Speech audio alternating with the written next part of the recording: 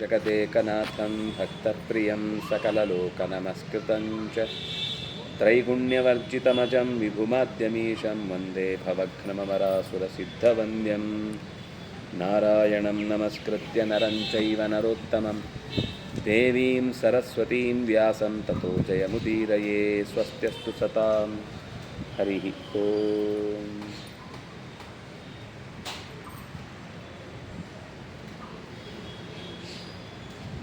ವೇದವ್ಯಾಸರನ್ನು ನೆನೆದು ಮಹಾಭಾರತದ ದ್ರೋಣ ಪರ್ವದಲ್ಲಿ ಉಪಪರ್ವವೆನಿಸಿದ ಸಂಶಪ್ತಕ ವಧ ಪರ್ವ ಅನ್ನುವ ಭಾಗದಲ್ಲಿ ನಾವು ನಿನ್ನೆ 24ನೇ ಅಧ್ಯಾಯವನ್ನು ನೋಡಿದ್ವಿ, 23 ಅಧ್ಯಾಯವನ್ನು ನೋಡಿದ್ವಿ.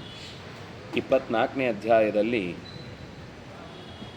ಧೃತರಾಷ್ಟ್ರ ತನ್ನ ಮಕ್ಕಳ ಶೋಚನೀಯ ಪರಿಸ್ಥಿತಿಯನ್ನು ನೋಡಿಕೊಂಡು ಸಂಜಯನ ಹತ್ರ ಇನ್ನೂ ಏನಾಯಿತು ಅನ್ನೋದನ್ನು ಬಿಡಿಸಿ ಹೇಳು ಅಂತ ಹೇಳ್ತಾನೆ. ಧೃತರಾಷ್ಟ್ರ ಪ್ರಶ್ನೆ ಕೇಳುವಾಗ ಅಜ್ಞಾತಶ್ಚೈವ ಲೋಕಸ್ಯ ವಿಚಹಾರ ಯುಧಿಷ್ಠಿರ ಸ ಏವ ಮಹತೀಂ ಸೇನಾಂ ಸಮಾವರ್ತಯದಾಹವೇ. ಈ ಪಾಂಡವರು ಕಾಡಿನಲ್ಲಿ ಬಹಳ ಕಾಲ ನಮ್ಮಿಂದಾಗಿ ಕಾಲ ಕಳಿಬೇಕಾದ ಪ್ರಸಂಗ ಬಂತು. ಲೋಕಕ್ಕೆ 1 ವರ್ಷ ಅವರು ಇದ್ದದ್ದೇ ಗೊತ್ತಾಗಲಿಲ್ಲ. ಎಲ್ಲಿದ್ದಾರೆ ಅಂತ ಎಷ್ಟು ಸೈನ್ಯದ ಶಕ್ತಿಯನ್ನು ಮೂಲೆ ಮೂಲೆಗಳಿಗೆ ಸ್ಪೈಗಳನ್ನು ಬಿಟ್ಟರೂ ಕೂಡ ಅವರನ್ನು ಹುಡುಕ್ಲಿಕ್ಕೆ ಆಗಲಿಲ್ಲ. ಅಂದರೆ ಅವರಿಗೆ ಎಷ್ಟು ಒಂದು ಹಿಡಿದ ಕಾರ್ಯವನ್ನು ಮುಗಿಸ್ಬೇಕು ಅನ್ನೋ ವಿಷಯದಲ್ಲಿ ಎಷ್ಟು ದೃಢವಾದ ಸಂಕಲ್ಪ ಇದೆ ಅಂತ ಅನಿಸುತ್ತೆ. ನನಗೆ ಈಗ ಆಶ್ಚರ್ಯ ಅನಿಸೋದು ಏನು ಅಂದರೆ, 12 ವರ್ಷ ಲೋಕದ ಯಾರ ಸಂಪರ್ಕವೂ ಇಲ್ಲದೆ, ಅಂದರೆ ಕಾಡು ಜೀವನ ನಡೆಸ್ತಾ 1 ವರ್ಷ ಯಾರಿಗೂ ಗೊತ್ತಾಗದೆ ಇದ್ದ ಮೇಲೆ ಒಬ್ಬ ಮನುಷ್ಯ ಬಹಳ ಕಾಲ ಫೀಲ್ಡಲ್ಲಿಲ್ಲ ಅಂದರೆ ಅವನ ಹೆಸರು ಮರೆತು ಬಿಡ್ತಾರೆ. ಒಂದು 4 ವಿಡಿಯೋ ಬರಲಿಲ್ಲ ಅಂದರೆ 5ನೇ ದಿವಸ ಅವನ ಚಾನಲ್ಲೇ ಮುಚ್ಚೋಗ್ಬಿಡುತ್ತೆ. ಆದರೆ ಪಾಂಡವರು ಎಷ್ಟು ಭಾಗ್ಯವಂತರು ಅಂದರೆ 13 ವರ್ಷ ಅಧಿಕಾರದ ವ್ಯಾಪ್ತಿಯಿಂದ ಹೊರಗಿದ್ರೂ ಕೂಡ ಇಷ್ಟು ದೊಡ್ಡ ಸೇನೆಯನ್ನು ಹಿಡ್ಕೊಂಡು ಬಂದ್ರಲ್ವ. ನಿಜವಾಗಿಯೂ ಕೂಡ ಇದೇ ಸಾಕು ಪಾಂಡವರು ಫೀನಿಕ್ಸ್ನ ಹಾಗೆ ಮತ್ತೆ ಎದ್ದು ಬರ್ತಾರೆ ಅನ್ನೋದಕ್ಕೆ. ಇದು ಒಂದು ಅವರು ಸೇನೆಯನ್ನು ಜಮಾವಣೆ ಮಾಡಿದ್ದೇ ಅವರ ಸಾಮರ್ಥ್ಯವನ್ನು, ಅವರಿಗಿರುವ ನಿಜವಾದ ಭಾಗ್ಯದ ಉದಯವನ್ನು ನಾವು ಗುರುತಿಸಬಹುದು. ಕಿಮನ್ಯದೈವ ಸಂಯೋಗಾತ್ ಮಮ ಪುತ್ರಾಭವಾಯ ಚ. ಇದು ದೈವದ ಕರುಣೆ. ದೈವ ಈ ವಿಷಯದಲ್ಲಿ ಕರುಣೆ ತೋರಿಸದೇ ಇದ್ದರೆ ಅವರಿಗೆ ಮತ್ತೆ ಮರಳಿ ಇಷ್ಟು ದೊಡ್ಡ ಮಟ್ಟದ ಸೈನ್ಯ ಸಂಗ್ರಹ ಮಾಡೋದು ಕಷ್ಟ ಇತ್ತು. ಅದರ ಜೊತೆಗೆ ಮಮ ಪುತ್ರಾಭವಾಯ, ನನ್ನ ಮಕ್ಕಳನ್ನು ನಿಗ್ರಹ ಮಾಡಲಿಕ್ಕೆ ಬಂದಿದ್ದಾರೆ ಇವರು. ನನ್ನ ಮಕ್ಕಳ ಸಂಪತ್ತನ್ನು ಕಸ್ಕೊಳ್ಳಿಕ್ಕೆ ಬಂದಿದ್ದಾರೆ ಅವರು. ಅಷ್ಟೇ ಅಲ್ಲ, ಯುಕ್ತ ಏವ ಹಿ ಭಾಗ್ಯೇನ ಧ್ರುವಮುತ್ಪದ್ಯತೆ ನರ ಸತತಾ ಕೃಷ್ಯತೆ ತೇನ ನ ತಥಾ ಸ್ವಯಮಿಚ್ಛತಿ. ನಾವು ಬಯಸಿದ ಹಾಗೆ ಆಗತ್ತೆ ಅಂತ ಹೇಳಲಿಕ್ಕೆ ಬರುವುದೇ ಇಲ್ಲ. ಭಾಗ್ಯ ಅಂತಿದ್ದಾಗ ಅವನು ಯಾರಿಂದಲೂ ತಡೆಯಲಾಗದ ಶಕ್ತಿಯಾಗಿ ಬಂದಿದ್ದಾನೆ. ಈ ನನ್ನ ಮಗನ ಮಾತು ಕೇಳಿ ನಾನು ಹಾಳಾದೆ. ದ್ಯೂತವ್ಯಸನ ಮಾಸಾಧ್ಯ ಕ್ಲೇಶಿತೋ ಹಿ ಯುಧಿಷ್ಠಿರ. ದ್ಯೂತದ ಹೆಸರು ಹೇಳಿ ಯುಧಿಷ್ಠಿರನನ್ನು ಅವನು ತುಂಬ ನೋಯಿಸಿದ್ದಾನೆ. ಆಮೇಲೆ ಏನು ಹೇಳಿದ ಅಂದರೆ, ಕಾಡಿಗೆ ಕಳುಹಿಸಿದ ಮೇಲೆ ಕಳೆದು ಹೋದರೆ ಆಮೇಲೆ ಅವನು ವಾಪಸ್ ರಾಜ್ಯಕ್ಕೆ ಬರಲಿಕ್ಕಾಗೋದೇ ಇಲ್ಲ. ಇದೇ ಉದ್ದೇಶದಿಂದ ರಾಮನನ್ನೂ ಕೂಡ ಕಾಡಿನಿಂದ ರಾಜ್ಯದಿಂದ ಹೊರಗೆ ಹಾಕಿದ್ದು, ಕಾಡಿಗೆ ಹಾಕಿದ್ದು ಅಂದರೆ ಅವನು ಇದೇ ಮಾತು ಹೇಳ್ತಾಳೆ ಕೈಕೇಯಿ. ಜನರ ಮನಸ್ಸಿನಿಂದ ದೂರ ಆದಮೇಲೆ ಭರತ ಗಟ್ಟಿಯಾಗ್ತಾನೆ, ಆಮೇಲೆ ರಾಜ್ಯ ಇವನದ್ದೇ ಆಗುತ್ತೆ ಅಂತ ಹೀಗೆ ಹೇಳಿ ಬಿಟ್ಟಿರ್ತಾಳೆ. ಇವನು ಅದನ್ನೇ ಚಿಂತೆ ಮಾಡಿರ್ತಾನೆ. ಇವನ ತಲೆಯಲ್ಲೂ ಕೂಡ ಪಾಂಡವರನ್ನು ನಿಗ್ರಹ ಮಾಡೋದು ಸುಲಭ ಅಲ್ಲ ಅಂತ ಗೊತ್ತಿದೆ. ಅದಕ್ಕೆ ಜನರ ಮನಸ್ಸಿನಿಂದ ತೆಗಿಬೇಕು, ಆಡಳಿತದಿಂದ ದೂರ ಇಡಬೇಕು, ಶಕ್ತಿ ಸಹಜವಾಗಿ ಕಂದಿ ಹೋಗುತ್ತೆ. ಅದರಲ್ಲೂ ಅವನು ಯೋಚನೆ ಇದ್ದದ್ದು 12 ವರ್ಷದಲ್ಲಿ ಎಲ್ಲೋ ಕಳೆದೇ ಹೋಗ್ತಾರೆ, ಹಾಗೆ ಹೋದರೂ ಕೂಡ 1 ವರ್ಷದ ಅಜ್ಞಾತವಾಸದಲ್ಲಿ ಸಿಕ್ಕಿ ಬೀಳುತ್ತಾರೆ. ಆಗ ಅವರನ್ನು ಮತ್ತೆ ವಾಪಸ್ ಕಾಡಿಗೆ ಕಳುಹಿಸುವುದಾಗತ್ತೆ. ಯಾವತ್ತೂ ಅವರ ಜೊತೆಗೆ ನಮಗೆ ಹೋರಾಟದ ಪ್ರಸಂಗವೇ ಬರುವುದಿಲ್ಲ ಅಂತ ಒಂದು ದೊಡ್ಡ ಪ್ಲ್ಯಾನ್ ಇತ್ತು. ತೋಪೆದ್ದೋಯ್ತು, ಫ್ಲಾಪ್ ಆಯಿತು. ಏನು ಮಾಡಿದರೂ ಅದು ನಿಲ್ಲಿಸ್ಲಿಕ್ಕಾಗಲಿಲ್ಲ, ಆ ಸಮಸ್ಯೆಯನ್ನು ತಡಿಲಿಕ್ಕಾಗಲಿಲ್ಲ. ಅದರ ಜೊತೆಗೆ ಅವನೇನು ಹೇಳಿದ್ದ ಅಂದರೆ, ಕೇಕಯಾ ಅರ್ಧಂತೆ ಅರ್ಧಮ್ಮೆ ಕೇಕಯಾ ಲಬ್ಧಾ ಕಾಶಿಕಾ ಕೌಸಲಾಶ್ಚಯೇ ಚೇದೀನಾಂ ಚಾರ್ಧಮಪರೆ ಮಾಮೇವ ಸಮುಪಾಶ್ರಿತಾ. ಕೇಕಯರು ನಮ್ಮ ಪಕ್ಷಕ್ಕೆ ಬಂದಿದ್ದಾರೆ, ಅರ್ಧ ಕೇಕಯರು, ಅವರು ಸುಮಾರು ಜನ ಇದ್ದರು. ಕಾಶಿ ದೇಶದವರು ಕೂಡ ನನ್ನ ಜೊತೆಗಿದ್ದಾರೆ. ಕೋಸಲದವರು, ಚೇದಿ ದೇಶದವರು. ಅಲ್ಲ, ಚೇದಿ ದೇಶದವರು ಇವನ ಹತ್ರ ಯಾಕೆ ಬರ್ತಾರೆ? ನಾನು ವ್ಯವಸ್ಥೆ ಮಾಡಿಕೊಂಡಿದ್ದೇನೆ, ಅವರನ್ನು ಕರ್ಕೊಳ್ತೇನೆ ಅಂತ. ಅಂದರೆ ಶಿಶುಪಾಲನ ಮಗನನ್ನು ತನ್ನ ಕಡೆಗೆ ಎಳ್ಕೊಳ್ತಾನೆ ಅಂತಿತ್ತು. ಆದರೆ ಬರಲಿಲ್ಲ ಅವರು. ದೃಷ್ಟಕೇತು ಪಾಂಡವರ ಪರವಾಗಿ ನಿಂತ. ಶಿಶುಪಾಲನು ಹಿಂದೆ ಪಾಂಡವರ ಪರವಾಗಿಯೇ ಇದ್ದ ಅನ್ನುವ ರೀತಿಯಲ್ಲಿ ಆರಂಭದಲ್ಲೊಂದು ಮಾತಿದೆ. ದ್ರೌಪದಿಯ ಸ್ವಯಂವರ ಆದ ನಂತರ ಅವರು ಯಾರ ಸಹಾಯವೂ ಇಲ್ಲದೆ ಏಕಾಕಿಯಾಗಿ ಇದ್ದಾಗಲೇ ನಾವು ಹೊಡೆದು ಮುಗಿಸ್ಬೇಕು ಅಂತ ಶಕುನಿ ಪ್ಲ್ಯಾನ್ ಹಾಕುವಾಗ, ಚೇದಿರಾಜ ನಮಗೆ ಹೆಲ್ಪ್ ಮಾಡಲಿಕ್ಕಿಲ್ಲ ಅಂತ ಹೇಳ್ತಾನೆ ಅವನು. ಯಾಕೆ ಅಂದರೆ ಕುಂತಿಯ ತಂಗಿಯ ಮಗ ಅವನು. ಚೇದಿ ಯಾರು? ಶಿಶುಪಾಲ ಕುಂತಿಯ ತಂಗಿಯ ಮಗ. ಹಾಗಾಗಿ ಅವನು ನಮಗೆ ಕೈಗೆ ಸಿಗಲ್ಲ ಅಂತ ಹೀಗೆ ಅಂದುಕೊಂಡು ಯೋಚನೆ ಮಾಡಿರ್ತಾರೆ. ಆದ್ದರಿಂದಾಗಿ ಈಗ ದೃಷ್ಟಕೇತುವನ್ನು ಹೇಗಾದರೂ ಮಾಡಿ ಶಿಶುಪಾಲನಿಗೆ ಪಾಂಡವರಿಂದಾದ ಸಮಸ್ಯೆಯನ್ನು ಎತ್ತಿ ಹಿಡಿದ್ರೆ, ಶಿಶುಪಾಲ ತನ್ನ ಮಗಳನ್ನೇ ಯುಧಿಷ್ಠಿರನಿಗೆ ಕೊಟ್ಟಿದ್ದ, ಮದುವೆ ಮಾಡಿ ಕೊಟ್ಟಿದ್ದ. ಆದರೆ ಈಗ ಸತ್ತದ್ದು ಕೂಡ ಅದೇ ಯಾಗದಲ್ಲಿ. ಮಾವ ಅಂತ ಕರೆದು ಇಲ್ಲ ಅಂತ ಮಾಡಿಬಿಟ್ರು. ಈಗ ಅದನ್ನೇ ಎನ್ಕ್ಯಾಶ್ ಮಾಡಿ ನಾನು ಅವರನ್ನು ಕರ್ಕೊಳ್ತೇನೆ ಅಂತ ಅವನ ತಲೆಯಲ್ಲಿತ್ತು. ಆದರೆ ಚೇದಿರಾಜನು ನಮ್ಮ ಕೈಗೆ ಸಿಗಲಿಲ್ಲ. ಇದೆಲ್ಲ ತುಂಬ ಸ್ವಾರಸ್ಯಕರವಾಗಿ ಗೋವಿಂದಾಚಾರ್ಯರು ಯಾವುದು ಭಗವದ್ಗೀತೆಯ ಪ್ರತಿ ಅಧ್ಯಾಯಕ್ಕೆ 3 ಆಚಾರ್ಯರ ಭಾಷ್ಯ ಮತ್ತು ಅದರಲ್ಲೊಂದು ವಿವರಣೆ ಇದೆ. ಆ ವಿವರಣೆಯಲ್ಲಿ ಆ ಹೆಸರುಗಳನ್ನೆಲ್ಲ ಹೇಳುವಾಗ, ಚೇಕಿತಾನಶ್ಚ ಈ ಹೆಸರುಗಳನ್ನು ಹೇಳುವಾಗ ನಮಗೆ ಸಾಮಾನ್ಯ ಎಲ್ಲರೂ ಮೊದಲಿನ ಅಧ್ಯಾಯದಲ್ಲಿ ಏನೂ ಇಲ್ಲ ಅಂತ ಹೇಳೋದು. 2ನೇ ಅಧ್ಯಾಯದ 10ನೇ ಶ್ಲೋಕದ ನಂತರವೇ ವಿಷಯ ಶುರುವಾಗೋದು. ಅದರಿಂದ ಅಲ್ಲಿಂದ ಪ್ರಾಪರ್ ಅಧ್ಯಾತ್ಮ ಶುರುವಾಗುತ್ತೆ ಅಂತ ಎಲ್ಲರೂ ವ್ಯಾಖ್ಯಾನ ಮಾಡೋದು, ಹಾಗೆ ಹೇಳೋದು ಕೂಡ. ಆದರೆ ಗೋವಿಂದಾಚಾರ್ಯರು ಅದಕ್ಕೆ ಪೂರ್ವದಲ್ಲಿ ಇರುವ ಪ್ರತಿಯೊಂದು ಸಾಲಿನಲ್ಲೂ ಇರುವ ಸ್ವಾರಸ್ಯವನ್ನು ಅವರ ವಿವರಣೆಯಲ್ಲಿ ಕೊಟ್ಟಿದ್ದಾರೆ. ಅಂದರೆ ಅವನಿಗೆ ಪೂರ್ವದಲ್ಲಿ ಯೋಚನೆ ಮಾಡಿದ್ದು ಇವರೆಲ್ಲರೂ ತನ್ನ ಪಕ್ಷಕ್ಕೆ ಬರ್ತಾರೆ ಅಂತ. ಆದರೆ ಯಾರು ಇಲ್ಲಿ ಹೆಸರು ಹೇಳಿದಾನೋ ಅವ್ರು ಯಾರು ಅವನ ಪಕ್ಷಕ್ಕೆ ಬರಲಿಲ್ಲ, ಯಾಕೆ ಅನ್ನುವ ಹಿನ್ನೆಲೆಯ ಕಥೆಯನ್ನು ಅವರಲ್ಲಿ ನಿರೂಪಣೆ ಮಾಡಿದ್ದಾರೆ. ಆ ಸ್ವಾರಸ್ಯವನ್ನು ಓದಿದರೆ ಇದೆಲ್ಲ ನಮಗೆ ಹೆಚ್ಚು ಖುಷಿ ಕೊಡುತ್ತೆ. ಕೊನೆಗೆ ಇವರೆಲ್ಲರೂ ನಮ್ಮ ಪಕ್ಷಕ್ಕೆ ಬರ್ತಾರೆ ಅಂತ ಇತಿ ಮಾಂ ಅಬ್ರವೀತ್ ಸೂತ ಮಂದೋ ದುರ್ಯೋಧನೋ ಪುರ. ದುರ್ಯೋಧನ ಪುರ ಏವಂ ಅವಾದೀತ್, ನನಗೆ ಹೀಗೆ ಹೇಳಿದ್ದ, ಇವರೆಲ್ಲರೂ ನಮ್ಮ ಪಕ್ಷಕ್ಕೆ ಬರ್ತಾರೆ, ಅವನ ಪಕ್ಷದಲ್ಲಿ ಯಾರು ಇರಲ್ಲ. ಅವನು ಅಕಸ್ಮಾತ್ ಯುದ್ಧಕ್ಕೆ ನಿಂತ ಅಂತಂದರೂ ಕೂಡ ಅವರು 5 ಜನ ನಿಂತಿರಬೇಕು. ನಾವು 50,000 ಜನ ಹಿಡ್ಕೊಂಡು ಅವರನ್ನು ಒಂದು ಕ್ಷಣದಲ್ಲಿ, ಅವರು ಯಾವ ಕಾರಣಕ್ಕೂ ಬುದ್ಧಿ ಇದ್ದವರಾದರೆ ನಮ್ಮ ವಿರುದ್ಧ ಹೋರಾಟಕ್ಕೆ ಬರಲ್ಲ, ಮತ್ತು ವಾಪಸ್ ಕಾಡೆ ಸಾಕಪ್ಪ, ಈ ದುರುಳರ ಸಹವಾಸವು ಸಾಕು, ನಮಗೆ ಈ ರಾಜ್ಯನೂ ಬೇಡ ಅಂತ ಅವರು ಹೊರಟು ಹೋಗ್ತಾರೆ ಅಂತೆಲ್ಲ ಹೇಳಿದ್ದ. ಆದರೆ ಪರಿಸ್ಥಿತಿ ಹಾಗಾಗಲಿಲ್ಲ. ಸರ್ವ ಅಸ್ತ್ರಪಾರಗನಾದ ದ್ರೋಣನನ್ನೂ ಕೂಡ ಅವರು ಯುದ್ಧದ ಮಧ್ಯದಲ್ಲಿ ಅತ್ಯಂತ ಬಲಿಷ್ಠನಾಗಿದ್ದಾನೆ, ಯುದ್ಧಕ್ಕೆ ಬೆನ್ನು ಕೊಡದವನು, ನಮ್ಮೆಲ್ಲರಿಗೂ ಕೂಡ ಮೃತ್ಯುವಿನಂತೆ ಕಾಣಿಸ್ತಾ ಇರುವವನು, ಅಂಥವನನ್ನು ಕೂಡ ಪಾಂಡವರು ನಿಗ್ರಹಿಸಿದರು ಅಂತಂದರೆ, ಭೀಷ್ಮದ್ರೋಣವು ಹತೌ ಶ್ರುತ್ವ ನಾಹಂ ಜೀವಿತು ಮುತ್ಸಹೆ. ಇವರಿಬ್ಬರನ್ನು ನಿಗ್ರಹಿಸಿದ್ರು ಅಂತನ್ನುವ ಮಾತು ನನಗೆ ಬದುಕಲಿಕ್ಕೆ ಆಸೆನೇ ಹುಟ್ಟಿಸ್ತಾ ಇಲ್ಲ, ಪ್ರಾಣ ಬಿಡೋಣ ಅಂತ ಅನ್ನಿಸ್ತಿದೆ. ನೃಶಂ ಸಂತು ಪರಂ ತಾತ ತ್ಯಕ್ತ್ವಾ ದುರ್ಯೋಧನಂ ಯದಿ ಪುತ್ರಶೇಷಂ ಚಿಕೀರ್ಷೇಯಂ ಕೃಷ್ಣಂ ನ ಮರಣಂ ರಜೇತ್. ಯನ್ಮಾಂ ಕ್ಷತ್ತಾ ಅಬ್ರವೀತ್. ಹಿಂದೆ ನನಗೆ ವಿದುರ ಹೇಳಿದ್ದ ಹುಟ್ಟುವಾಗ ಮಕ್ಕಳು, ಇವನೊಬ್ಬನನ್ನು ಬಿಡು. ತ್ಯಜೇದೇಕಂ ಕುಲಸ್ಯಾರ್ಥೆ ಗ್ರಾಮಸ್ಯಾರ್ಥೆ ಕುಲಂ ತ್ಯಜೇತ್, ಕುಲಂ ಜನಪದಸ್ಯಾರ್ಥೆ ಆತ್ಮಾರ್ಥೆ ಪೃಥ್ವೀಂ ತ್ಯಜೇತ್ ಅಂತ ಒಂದು ಮಾತಿದೆ. ಒಂದು ಕುಟುಂಬವನ್ನು ಉಳಿಸ್ಲಿಕ್ಕೋಸ್ಕರ ಒಬ್ಬ ದುರುಳ ಅಕಸ್ಮಾತ್ ತಪ್ಪು ಕೆಲಸ ಮಾಡಿದ್ದಾನೆ ಅಂದರೆ ಅವನನ್ನು ಕುಟುಂಬದಿಂದ ಹೊರಗೆ ಹಾಕಿ. ಯಾಕಂದರೆ ಇಡೀ ಕುಲಕ್ಕೆ ಕಂಟಕ ಅಂತತ್ತೆ ಅಂದರೆ ಅವನು ಆ ತಪ್ಪಿತಸ್ಥನಿಗೆ ನೀವು ಸಪೋರ್ಟ್ ಮಾಡಬೇಡಿ, ಅವನನ್ನು ಬಿಟ್ಬಿಡಿ, ತಪ್ಪಿತಸ್ಥನಿಗೆ ಶಿಕ್ಷೆ ಆಗಬೇಕಷ್ಟೆ.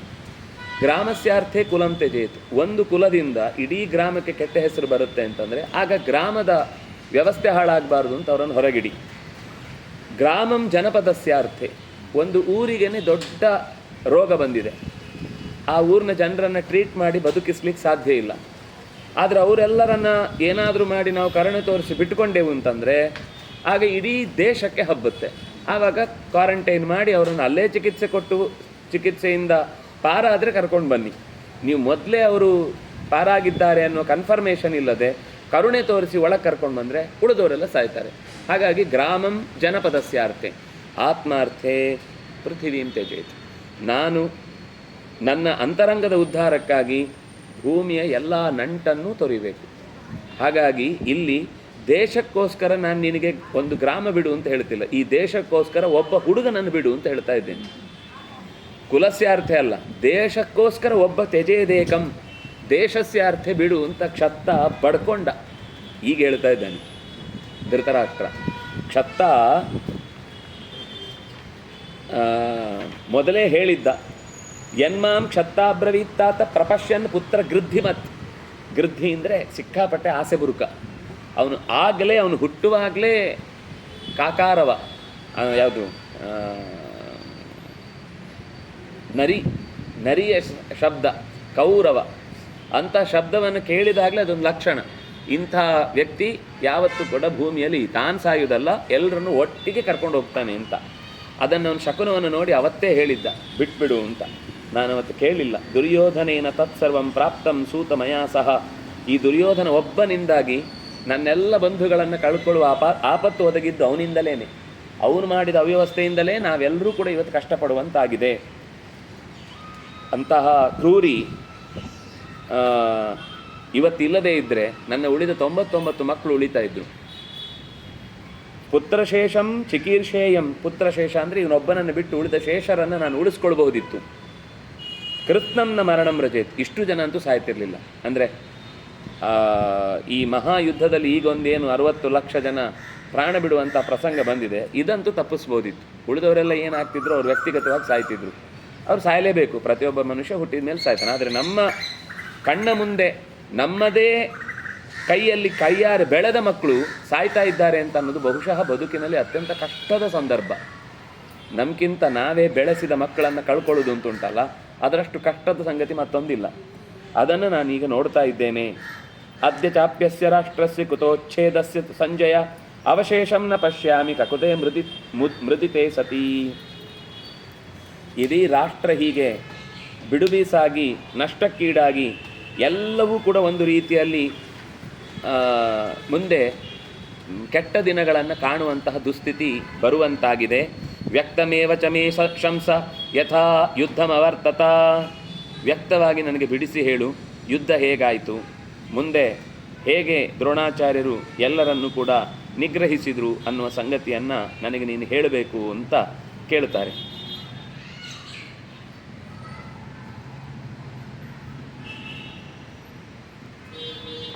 ಕೇಳಿದಾಗ ಧನಂಜಯಂಚ ಮೇ ಶಂಸ ಯದ್ಯತ್ ಚಕ್ರೇ ಮಹರ್ಷಭಃ. ಧನಂಜಯ ಹೇಗೆಲ್ಲ ಸಂಶಪ್ತಕರನ್ನು ಓಡಿಸಿದ, ವೃಕೋದರನಿಂದ ನನ್ನವರೆಲ್ಲ ಬದುಕಿದ್ರ, ಏನಾಯಿತು? ಮಮ ಸೈನ್ಯಾವಶೇಷಸ್ಯ ಸನ್ನಿಪಾತ ಸುದಾರುಣಃ. ಪಾಂಡವರು ಮರಳಿ ದ್ರೋಣರಿಂದ ಘಾಸಿಗೊಳಗಾಗಿ ಮತ್ತೆ ಸಶಕ್ತರಾಗಿ ಬಂದ ಮೇಲೆ ಏನಾಯಿತು? ಮಾಮಕಾನಾಂಚ ಯೇ ಶೂರಾಹ ಕೇಕಾಂಸ್ತತ್ರ ನಿವಾರಯನ್. ಮಾಮಕಾಹ ಅದು ಯಾವಾಗಲೂ ನನ್ನವರು ನನ್ನವರು ನನ್ನವರು ನನ್ನವರು, ಇದು ಬಿಟ್ಟರೆ ಬೇರೆ ಶಬ್ದವೇ ಇಲ್ಲ ಅವನಿಗೆ. ಒಂದು ಕಡೆಯಿಂದ ದುರ್ಯೋಧನನ ಬಿಡಬೇಕಿತ್ತು ಅಂತಾನೆ, ಇನ್ನೊಂದು ಕಡೆಯಿಂದ ನನ್ನ ದುರ್ಯೋಧನ ಏನಾದ ಅಂತಾನೆ. ಅವನಿಗೆ ಕನ್ಫ್ಯೂಷನ್, ಒಂದು ನಿಶ್ಚಿತವಾದ ಬುದ್ಧಿ ಇಲ್ಲ. ಇದೆಲ್ಲ ನಮ್ಮದೇ ಪ್ರತಿಕೃತಿ. ನಾವು ಏನು ಮಾಡ್ತೀವೋ ಅದನ್ನೇ ತೋರಿಸ್ತಾ ಇರೋದಷ್ಟೇ. ಅಂದರೆ ಯಾವತ್ತೂ ಕೂಡ ಈ ಪಾತ್ರಗಳೆಲ್ಲ ವ್ಯಕ್ತಿಯಾಗಿ ಆ ಕಾಲಕ್ಕೆ ನಡ್ಕೊಂಡದ್ದು ಒಂದು ಹೌದು, ಅದು ಇತಿಹಾಸ. ಆದರೆ ಅದರ ಜೊತೆಗೆ ಅದು ನಮ್ಮದೇ ಭಾವನೆಗಳನ್ನು, ನಮ್ಮದೇ ಸ್ಪಂದನೆಗಳನ್ನು ಅಭಿವ್ಯಕ್ತಿ ಮಾಡ್ತಾ ಇರುತ್ತೆ ಅನ್ನೋದು ಕೂಡ ಸತ್ಯ. ಸರಿ, ದ್ವಂದ್ವ ಯುದ್ಧ ಮತ್ತೆ ಶುರುವಾಯಿತು. ಎಲ್ಲರೂ ಕೂಡ ಪಾಂಡವರ ಪ್ರತಿಯಾದ ಆಕ್ರಮಣಕ್ಕೆ ಹೆದರಿ ಓಡಿ ಬರುವಾಗ ದುರ್ಯೋಧನ ತಡೆದು ನಿಲ್ಲಿಸಿದ. ಕರ್ಣ ಹೇಳಿದ್ದ, ನಾವೀಗ ಹೋಗಲೇಬೇಕು, ಇಲ್ಲ ಅಂದರೆ ದ್ರೋಣಾಚಾರ್ಯರನ್ನು ಅವರೆಲ್ಲ ಹಾತೆಗಳು ದೀಪದ ಮೇಲೆ ಬಿದ್ದ ಹಾಗೆ ಮುಗಿಸೇ ಬಿಡ್ತಾರೆ ಅಂತ. ಅದಕ್ಕೆ ಸೈನ್ಯವನ್ನು ಕಳಿಸ್ತಾ ಇದ್ದರೆ ಪೆಟ್ಟು ತಿಂದು ವಾಪಸ್ ಬರ್ತಿದ್ದಾರೆ. ಹಾಗೆ ಇವನು ಹೇಳ್ತಾನೆ, ಯಥಾಶಕ್ತಿ ಯಥೋತ್ಸಾಹಂ ಯಥಾ ಸತ್ವಂ ನರಾಧಿಪಾಹ ವಾರಯಧ್ವಂ ಯಥಾ ಯೋಗಂ ಪಾಂಡವಾನಾಂ ಅನೀಕಿನೀಂ. ಪಾಂಡವರ ಸೇನೆಯನ್ನು ವಾರಯಧ್ವಂ ಯಥಾಯೋಗಂ, ನಿಮ್ಮ ಹತ್ರ ಎಷ್ಟು ಹೊತ್ತಾಗುತ್ತೋ ಅಷ್ಟೊತ್ತಾದರೂ ತಡೀರಿ. ಯಥಾಶಕ್ತಿ, ಎಷ್ಟು ಪ್ರಯತ್ನ ಪಡಬೇಕೋ ಅಷ್ಟಾದರೂ ಪ್ರಯತ್ನ ಪಡಿ, ಏನು ಇಲ್ಲದೆ ಬೆನ್ನು ತೋರಿಸ್ಬೇಡಿ, ಇದೆಲ್ಲ ನಿಮಗೆ ಯೋಗ್ಯವಾದದ್ದು. ಯಥಾ ಸತ್ವಂ ಯಥಾ ಉತ್ಸಾಹಂ ಯಥಾಶಕ್ತಿ, ನಿಮ್ಮ ಶಕ್ತಿ ಕುಂದಬಾರದು, ನಿಮ್ಮ ಉತ್ಸಾಹ ಕಳೀಬಾರ್ದು, ನಿಮ್ಮ ತಾಕತ್ತು ಕಮ್ಮಿ ಆಗಬಾರ್ದು, ಆ ರೀತಿ ಯುದ್ಧ ಮಾಡಿ. ತಥೋ ದುರ್ಮರ್ಷಣ, ಆಗ ದುರ್ಯೋಧನನ ತಮ್ಮನೊಬ್ಬ ದುರ್ಮರ್ಷಣ ಅನ್ನುವನು ಭೀಮನನ್ನು ತಡೆದು ನಿಲ್ಲಿಸಿದ. ಆರಾದೃಷ್ಟ್ವಾ ಕಿರನ್ ಬಾಣೈ ಇಚ್ಛದ್ರೋಣಸ್ಯ ಜೀವಿತಂ. ದ್ರೋಣಾಚಾರ್ಯರ ಜೀವನವನ್ನು ಅಂದರೆ ಅವರ ಸುತ್ತ ಆಗ್ತಾ ಇರುವ ಆಕ್ರಮಣವನ್ನು ತಪ್ಪಿಸಲಿಕ್ಕೋಸ್ಕರ ಭೀಮನಿಗೆ ಎದುರಾಗಿ ದುರ್ಮರ್ಷಣ ಬಂದು ನಿಂತ. ಅವರಿಬ್ಬರ ನಡುವೆ ಯುದ್ಧ ಶುರುವಾಯಿತು. ಒಂದು ಕಡೆಯಿಂದ ಕೃತಧರ್ಮ, ಇನ್ನೊಂದು ಕಡೆಯಿಂದ ಕೃತವರ್ಮ. ಹೀಗೆ ಒಬ್ಬೊಬ್ಬರು ಒಂದೊಂದು ರೀತಿಯಿಂದ ದ್ರೋಣಾಚಾರ್ಯನ ಎದುರಿಸಿ ಬರ್ತಾ ಇದ್ದರೆ ಕೃತವರ್ಮ ಮತ್ತೆ ಸಾತ್ಯಕಿಯನ್ನು ಎದುರಿಸುವ ಪ್ರಸಂಗ ಬರುತ್ತೆ. ಹೀಗೆ ಯುದ್ಧದ ತೀವ್ರತೆ ಹೆಚ್ಚಿದ ಹಾಗೆ ಸುಬಾಹು ಅನ್ನೋನು ಮತ್ತೊಬ್ಬ ಬರ್ತಾನೆ. ಅವನು ಯುಯುತ್ಸುವಿನ ಜೊತೆಗೆ ಯುದ್ಧ ಮಾಡ್ತಾನೆ. ಯುಯುತ್ಸು ಅಂದರೆ ಧೃತರಾಷ್ಟ್ರನಿಗೆ ಒಬ್ಬ ಮನೆಯಲ್ಲಿ ದಾಸಿಯ ಮಗನಾಗಿ ಹುಟ್ಟಿದವ. ಆದರೆ ಅವನು ಕೊನೆಗೆ ಯುದ್ಧ ಶುರುವಾಗುವ ಮುಂಚೆನೇ ನಾನು ನಿಮ್ಮ ಪಕ್ಷದಲ್ಲಿ ನಿಲ್ಲಲ್ಲ, ಯಾಕೆಂದರೆ ನನಗೆ ನಿಮ್ಮ ಇರಾದೆಗಳು ಇಷ್ಟ ಆಗಲಿಲ್ಲ, ನೀವು ಮಾಡ್ತಾ ಇರುವ ನಿಯಮ ಸರಿ ಇಲ್ಲ ಅಂತ ಹೇಳಿ ಅವನು ಮೊದಲೇ ಹೊರಟು ಹೋಗಿಬಿಟ್ಟಿರ್ತಾನೆ. ಆದ್ದರಿಂದಾಗಿ ಆ ಕಡೆಯಿಂದ ನಿಂತು ಯುದ್ಧ ಮಾಡ್ತಾನೆ. ಇನ್ನೊಂದು ಕಡೆಯಿಂದ ಧರ್ಮರಾಜನಿಗೂ ಶಲ್ಯನಿಗೂ ತೀವ್ರವಾದ ಯುದ್ಧ ಆಗುತ್ತೆ. ಧರ್ಮರಾಜನ ಶಲ್ಯನನ್ನು ಒಂದು ಸರ್ತಿ ಚೆನ್ನಾಗಿ ಬಗ್ಗು ಬಡೀತಾನೆ. ಬಡ್ದು ಆನಂತರ ಅವರಿಬ್ಬರ ತೀವ್ರ ಯುದ್ಧ ಒಂದು ಕಡೆ ಆಗ್ತಾ ಇದ್ದರೆ, ಇನ್ನೊಂದು ಕಡೆಯಿಂದ ಬಾಕ್ಲೀಕ ಮತ್ತು ದೃಪದ ಇವ್ರ ನಡುವೆ ಇದೆ. ಎಲ್ಲ ಮುದುಕರೆ ಇಬ್ಬರು, ಹಳಬ್ರೆ, ಬಹಳ ಹಳಬ್ರು ಇಬ್ಬರು. ಅದರ ಜೊತೆಗೆ ಇನ್ನೊಂದು ಕಡೆಯಿಂದ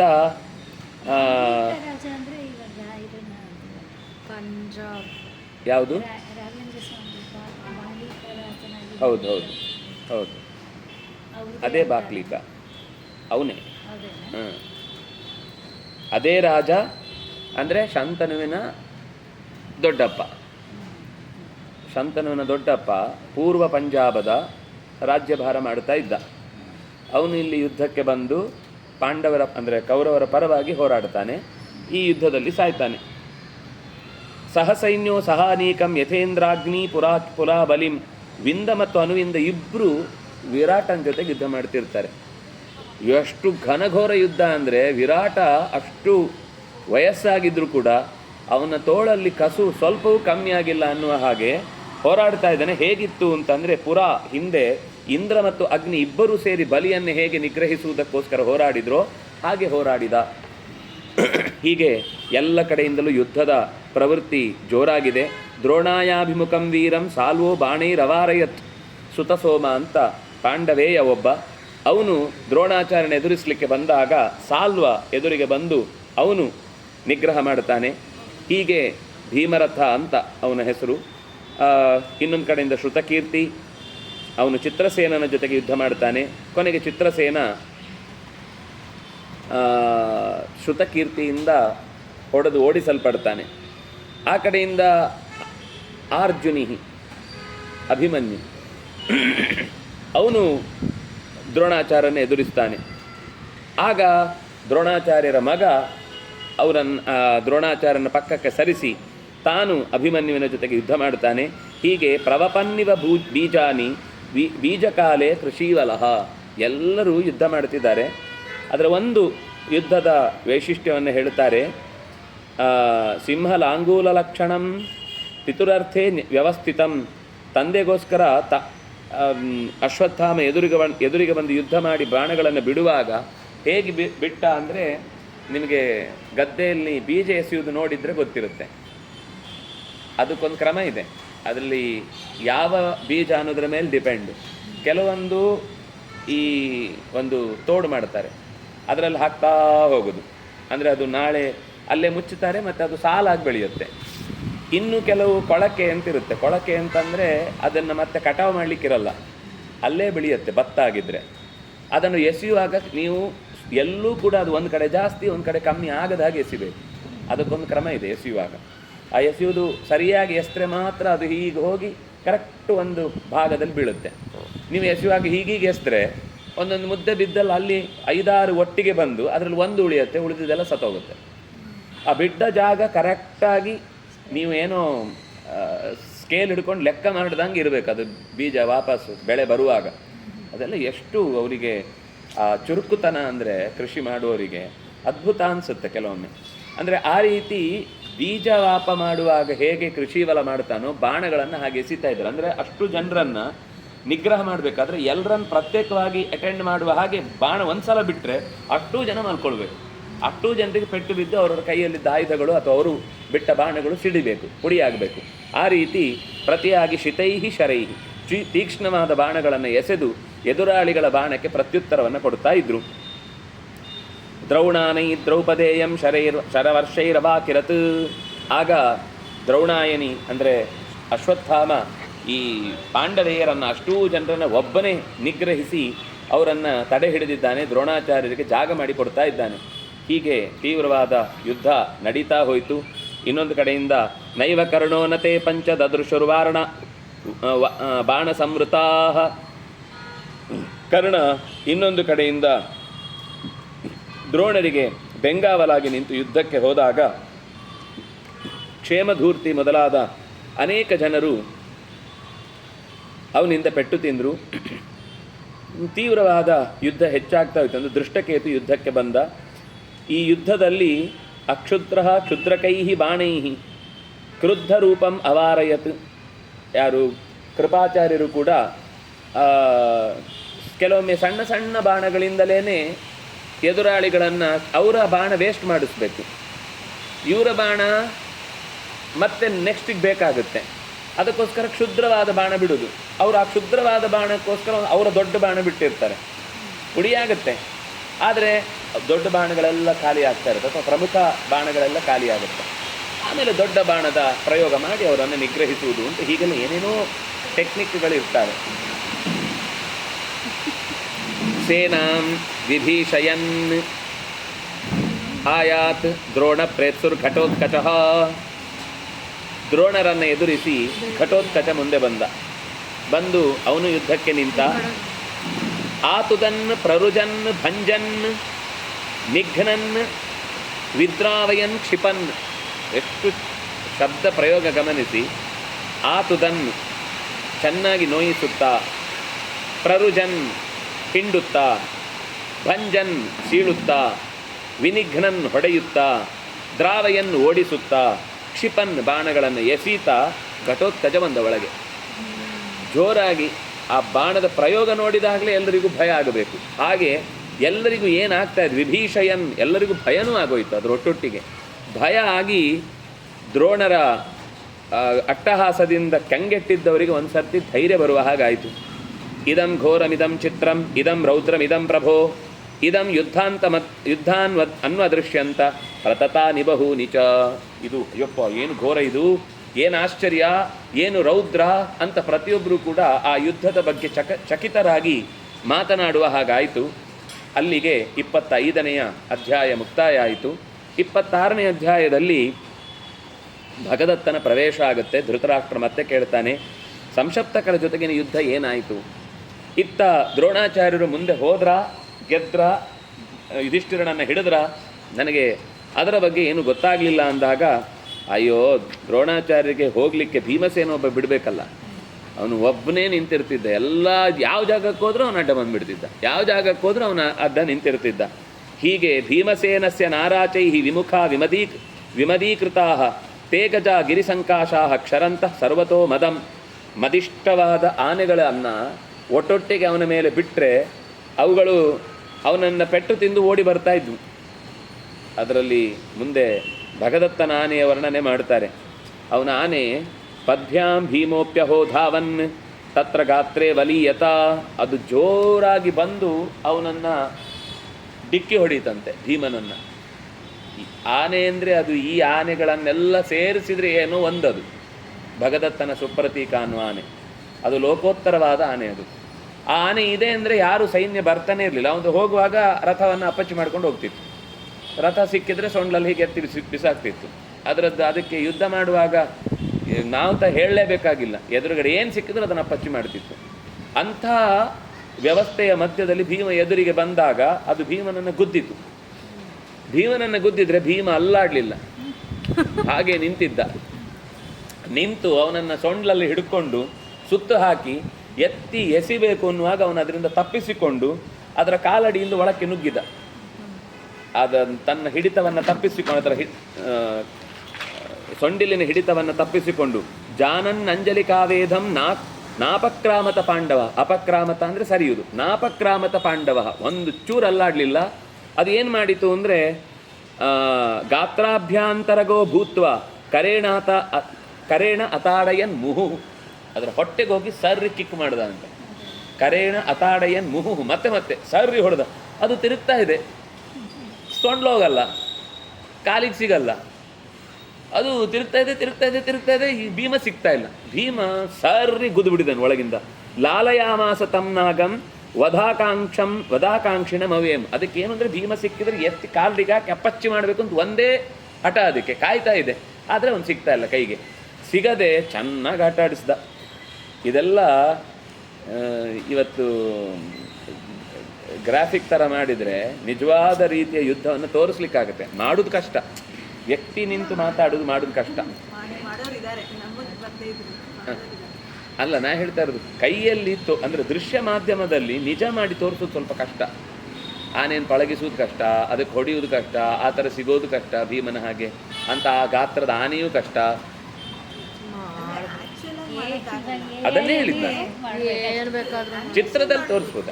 ಅದನ್ನೇ ಹೇಳಿದ್ದ, ಅದನ್ನು ತೋರಿಸ್ಬೋದು. ಬಿಟ್ಟರೆ ಉಳಿದದ್ದೆಲ್ಲ ಯುದ್ಧದಲ್ಲಿ ಸ್ವಲ್ಪ ಚುರುಕುತನವನ್ನೆಲ್ಲ ನಾವು ಆಕ್ಟ್ ಮಾಡ್ಬೋದು. ಶಾಸ್ತ್ರೋಕ್ತವಾಗಿ ಒಬ್ರು AI ಅವರು ಸಿಕ್ಕಿ ಅದನ್ನ ಕರೆಕ್ಟಾಗಿ ಎಷ್ಟು ಟ್ರೈ ಮಾಡಿದಾರೆ. ಕುರುಕ್ಷೇತ್ರ ಡ್ರಾಯಿಂಗ್ ಮಾಡ್ಬೋದು, ಅದು ಮಾರ್ಫಿಂಗ್ ಅಲ್ಲಿ ಅಲ್ಲ ಡ್ರಾಯಿಂಗ್ ಮಾಡ್ಬೋದು. ಡ್ರಾಯಿಂಗ್ ಅಲ್ಲೇ ಮಾಡ್ಬೋದು. ಅಂದರೆ ಅಭಿಪ್ರಾಯ ಇಷ್ಟೇ, ಡ್ರಾಯಿಂಗ್ ಮಾಡಿದರೆ ಒಬ್ಬ ಚಿತ್ರ ಬರೆಯೋನು ಬದುಕ್ತಾನೆ, ಅವನು ಹೊಟ್ಟೆಪಾಡು ನಡೆಯುತ್ತೆ, ಮತ್ತು ಆ ಕಲೆ ಉಳಿಯುತ್ತೆ. ಇಲ್ಲಾಂದರೆ ನಾಳೆ ಆ ಕಲೆನೇ ಸತ್ತೋಗುತ್ತೆ. ಒಂದಲ್ಲ, ಇಂಥ ಸಾವಿರಾರು ಕಲೆಯನ್ನು ಒಂದೇ ನುಂಗು ಹಾಕ್ಬಿಡುತ್ತೆ. ಇವತ್ತು ಯಾರೂ ಬೇಕಿಲ್ಲ. ಇನ್ನು ಈಗ ಒಂದು ಯಾವುದೋ ಸಿನಿಮಾದಲ್ಲಿ, ಶತಕ್ ಅನ್ನೋ ಸಿನಿಮಾದಲ್ಲಿ, ಅದರಲ್ಲಿ ಯಾವ ಪಾತ್ರವೂ ಇಲ್ಲ. RSS 100 ವರ್ಷ ದಾಟಿ ಬಂದ ಒಂದು ಪ್ರಕರಣವನ್ನು ಹೇಳಬೇಕಿತ್ತು. ಅದರಲ್ಲಿ ಗೋವಳ್ಕರು, ಹೆಗಡೆವಾರು ಅವರು ಇಲ್ಲಿ ಯಾರು ಇಲ್ಲ ಇವತ್ತು. ಮತ್ತು ಅವರನ್ನು ಸರಿಯಾಗಿ ನೋಡಿ ಗೊತ್ತಿದ್ದವರು ಇಲ್ಲ. ಅವ್ರ ಥರ ಮಾತಾಡೋದು ಕಷ್ಟ. ಅವರೆಲ್ಲ ಸಖತ್ ಜೀನಿಯಸ್ಗಳೆಲ್ಲ. ಯೋಚನೆ ಮಾಡಿ, ಒಂದು ಸಂಸ್ಥೆ 100 ವರ್ಷ ಯಾವುದೇ ರೀತಿಯ ಅಧಿಕಾರದ ವ್ಯವಸ್ಥೆ ಇಲ್ಲದೆ ನಿಂತು ಬರ್ತಿದೆ ಅಂದರೆ ಅದರ ಹಿಂದೆ ಎಷ್ಟು ದೂರಾಲೋಚನೆ ಇರಬೇಕು ಅಂತ ಯೋಚನೆ ಮಾಡಿ. ಆ ಪಾತ್ರಗಳನ್ನೆಲ್ಲ ಇಟ್ಟುಕೊಂಡು ಮಾಡಬೇಕಿತ್ತು. ಬ್ರಿಟಿಷರ ಕಾಲದ ಸಮಸ್ಯೆಗಳು ಅದನ್ನೆಲ್ಲ ಹೇಗೆ ನಿಗ್ರಹಿಸಿದ್ರು. ಒಬ್ಬರು ಪಾತ್ರಧಾರಿಗಳಿಲ್ಲ ಅದರಲ್ಲಿ. ಅಷ್ಟೂ ಪಾತ್ರವನ್ನು ಅಂದರೆ ಕಲಾವಿದರು ಹೋದರು.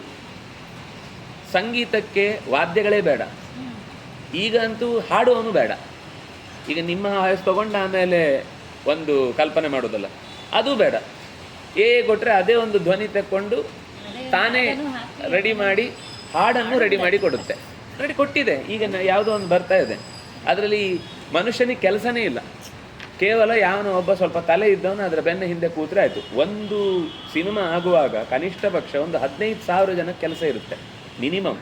ನಾ ಹೇಳ್ತಾ ಇರೋದು ಒಂದು ಸಾಮಾನ್ಯ ಸಿನಿಮಾ. ಈ ನೋಲನ್ ಥರದ ಸಿನಿಮಾ ಆದರೆ ಒಂದು 10 ಲಕ್ಷ ಜನ ಬೇಕು ಅದಕ್ಕೆ. ನೋಲನ್ ಸಿನಿಮಾದಲ್ಲಿ ಯಾವತ್ತೂ ಯಾವುದನ್ನು ಗ್ರಾಫಿಕ್ ಮಾಡಲ್ಲ. ಎಲ್ಲವೂ ಕೂಡ ಅವನಿಗೆ ವಸ್ತುಸ್ಥಿತಿಯಾಗಿಯೇ ಎದುರುಗಡೆ ಬೇಕು. ಅವನು ಈಗ ಬಂತಲ್ಲ ಒಡಿಸಿ. ಯೋಚನೆ ಮಾಡಿ, ಅಷ್ಟು ಮಾಡಬೇಕು ಅಂದರೆ ಸಮುದ್ರದ ಮಧ್ಯಕ್ಕೆ ಹೋಗ್ತಾನೆ ಪುಣ್ಯಾತ್ಮ. ಅಲ್ಲಿ ಎಷ್ಟೋ ಜನರನ್ನು ನೀರಲ್ಲಿ ಕೊಚ್ಕೊಂಡು ಹೋದದನ್ನು ಮತ್ತೆ ರಕ್ಷಣೆ ಮಾಡ್ಲಿಕ್ಕೆ ಬೇರೆ ವ್ಯವಸ್ಥೆ ಮಾಡ್ತಾನೆ. ಬಿಟ್ಟರೆ ಅದನ್ನು ನೀವು ಇಲ್ಲ, ಇದನ್ನು ಒಂದು ಫೋಟೋ ತೆಗೆದು ನಾವು ಮಾರ್ಕ್ ಮಾಡ್ಬೋದು. ಆ ತೆರೆ ಬರಬೇಕು, ಆ ತೆರೆಯಲ್ಲಿ ಹೊಡಿಬೇಕು. ಹೌದು, ಅದಕ್ಕೆ ಅವನದ್ದು 5,000 6,000 ಕೋಟಿ ಬಜೆಟ್ ಯಾವಾಗಲೂ. ಅಂದರೆ ಆ ರೀತಿಯ ಒಂದು ಕಲೆಗಳಿಗೆ ಅವಕಾಶವೇ ಇಲ್ಲ ಅಂತ ಆಗುತ್ತೆ. ಸತ್ತೋಗ್ತಾರೆ ಅವರೆಲ್ಲ, ಮುಗೀತು, ಅವ್ರ ಕಥೆ ಮುಗೀತು.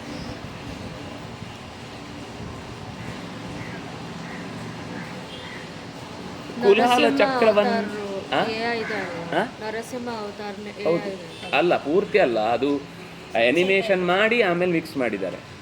ಚಿತ್ರ ಬರೆದು ಆಮೇಲೆ ಚೆನ್ನಾಗಿರ್ಲಿಲ್ಲ. ಚೆನ್ನಾಗಿತ್ತು. ನಾನು ಚೆನ್ನಾಗಿಲ್ಲ ಅಂತ ಹೇಳಿಲ್ಲ, ಸತ್ರು ಅಂತ ಹೇಳಿದ್ದು. ಕೆಲಸದವ್ರು ಸತ್ರು, ಕೆಲಸ ಇಲ್ಲ ಅವ್ರು ಯಾರಿಗೂ. ಅದು ತೋರಿಸ್ದಂಗೆ ಮನುಷ್ಯರು ತೋರಿಸ್ಲಿಕ್ಕೆ ಆಗಲ್ಲ. ಸ್ವಲ್ಪ ಅದು ಚಿತ್ರ ಮಾಡ್ಬೋದಲ್ಲ. ಅದ್ರಲ್ಲಿ ಹೆಂಗ್ ನರಸಿಂಹ ಬಂದಿದ್ದು ಅದೆಲ್ಲ ಚಿತ್ರ ಮಾಡ್ಬೋದಲ್ವಾ. ಮನುಷ್ಯ ಅದನ್ನ ದೇವ್ರನ್ನ ಮಾಡ್ಲಿಕ್ಕಾಗತ್ತ? ಯಾಕೆ ಈಗ ಅದ್ರಲ್ಲಿ ಮಾಡಿದ್ದೇನೋ ಅದನ್ನೇ ಚಿತ್ರ ಮಾಡ್ಬೋದಲ್ಲ. ಈ ಮನುಷ್ಯ ಮಾಡಿದ್ದನ್ನೇ ನೋಡಿ ಮಾಡಿರೋದಲ್ಲ. ಮನುಷ್ಯ ಮಾಡಿರೋದು ಎಷ್ಟೊಂದು ಮೂವೀಸ್ ಇದೆ. ನರಸಿಂಹ ಅವತಾರು ಕನ್ನಡನೂ ಇದೆ, ನಾನು ತೆಲುಗು ನಿಮ್ಗೆ ಏನು ಹೇಳ್ತಾ ಇದ್ದೇನೆ ಅಂತ ನಿಮ್ಮ ತಲೆಗೆ ಹೋಗ್ತಿಲ್ಲ. ನಾನು ಚಿತ್ರದ ಮೂಲಕ ಮಾಡಿದರೆ ಅದರ ಹಾಗೆಯೇ ಬರುತ್ತೆ. ಆಗ ಚಿತ್ರದವನು ಬದುಕ್ತಾನೆ. ಕಾರ್ಟೂನ್ ಮಾಡ್ತಿದ್ರಲ್ಲ ಹಿಂದೆ, ಅದೆಲ್ಲ ಮಾಡಿದ್ದ. ಆ ಥರ ನೀವು ಕಲ್ಪಿಸಿಕೊಂಡ ನರಸಿಂಹನನ್ನು ಸರಿಯಾಗಿ ತೋರಿಸ್ಬೇಕು ಅಂತಿದ್ರೆ ಅದೇ ಲಕ್ಷಣ ಕೊಟ್ಟು ಮಾಡಲಿಕ್ಕೆ ಚಿತ್ರಕಾರರು ಇದ್ದಾರೆ. ಅದರ ಮೂಲಕ ಮಾಡಿದರೆ ಅಷ್ಟು ಜನ ಚಿತ್ರಕಾರರು ಬದುಕ್ತಾರೆ, ಅಷ್ಟು ಜನ ಕಸೂತಿಯವರು ಬದುಕ್ತಾರೆ. ಹಾಂ ಹಾಂ ಹಾಂ ಎರಡೂ ಮಾಡ್ತಾರೆ, ಅವ್ರು ಮಿಕ್ಸ್ ಮಾಡ್ತಾರೆ.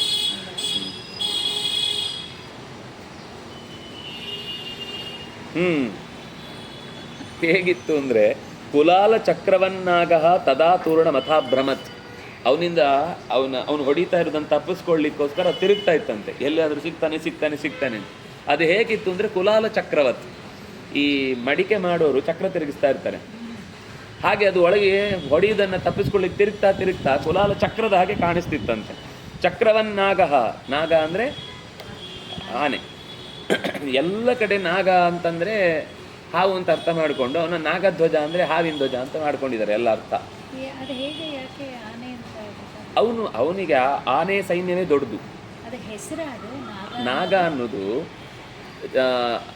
ಅಗ ಅಂದರೆ ಚಲಿಸಲಾರದ್ದನ್ನೂ ಕೂಡ ಚಲಿಸುವಂತೆ ಮಾಡುತ್ತೆ. ಮರ ಚಲಿಸುವುದಿಲ್ಲ, ಆದರೆ ಅದನ್ನು ದೂಡಿ ಇದು ಕೆಳಕ್ಕೆ ಬೀಳಿಸಿ ಉರುಳಿಸ್ಕೊಂಡು ಹೋಗುತ್ತೆ. ಬಂಡೆಯನ್ನು ಕೂಡ ಬೇಕಾದರೆ ಬೀಳಿಸಿ ಕರ್ಕೊಂಡು ಹೋಗುತ್ತೆ. ಅದರಿಂದಾಗಿ ಚಲಿಸದೇ ಇರುವಂಥದ್ದನ್ನು ಕೂಡ ಚಲಿಸುವಂತೆ ಮಾಡುವಂತಹ ಶಕ್ತಿ ಆನೆಗಳಿಗಿದೆ. ಅದರಿಂದ ಅದಕ್ಕೆ ನಾಗ ಅಂತ ಕರೆಯುವುದು. ಹಾಗೆ ಭೀಮೋಪಿ ನಿಷ್ಕ್ರಮ್ಯ ತತಃ ಸುಪ್ರತೀಕಾಗ್ರತೋ ಭವತ್. ಅದು ಒಂದಾನೆ ಅಲ್ಲ, ಅದು ನಾಗಾಯುತ ಬಲ. ಅದು 1000 ಆನೆಗಳ ಬಲ. ಅಯುತ ಅಂದರೆ 10,000 ಆನೆಯ ಬಲ ಅದು. ಆ ಬಲದ ಆನೆಯನ್ನು ಕೂಡ ಭೀಮ ಅತ್ಯಂತ ಅನಾಯಾಸವಾಗಿ ಕಾಲಯಾನ ಅಂದರೆ ಅದನ್ನು ಸಾಕೋಬೇಕೋ ಮಾಡಿಬಿಟ್ಟಿದ್ದಾನೆ. ಕಲಛೇದನೆ ಅಂತ ಅಥವಾ ಕಲಾ ಭ್ರಮಣೆ, ನೀವೇನು ಬೇಕಾದರೂ ಅರ್ಥ. ಕಲ ಕಾಮಧೇನು ಅಂತ ಅದಕ್ಕೆ ಧಾತು. ನೀವು ಇಷ್ಟಪಟ್ಟ ಅರ್ಥವನ್ನು ಕಲ ಶಬ್ದಕ್ಕೆ ಹಾಕ್ಕೊಳ್ಬೋದು ಅಂತ. ಅದು ಸಂಕಲನೂ ಹೇಳುತ್ತೆ, ವ್ಯವಕಲನೂ ಹೇಳುತ್ತೆ, ಏನು ಬೇಕಾದರೂ ಹೇಳುತ್ತೆ ಅಂತ. ಯಾವುದು ಹೇಳ್ಬೋದು.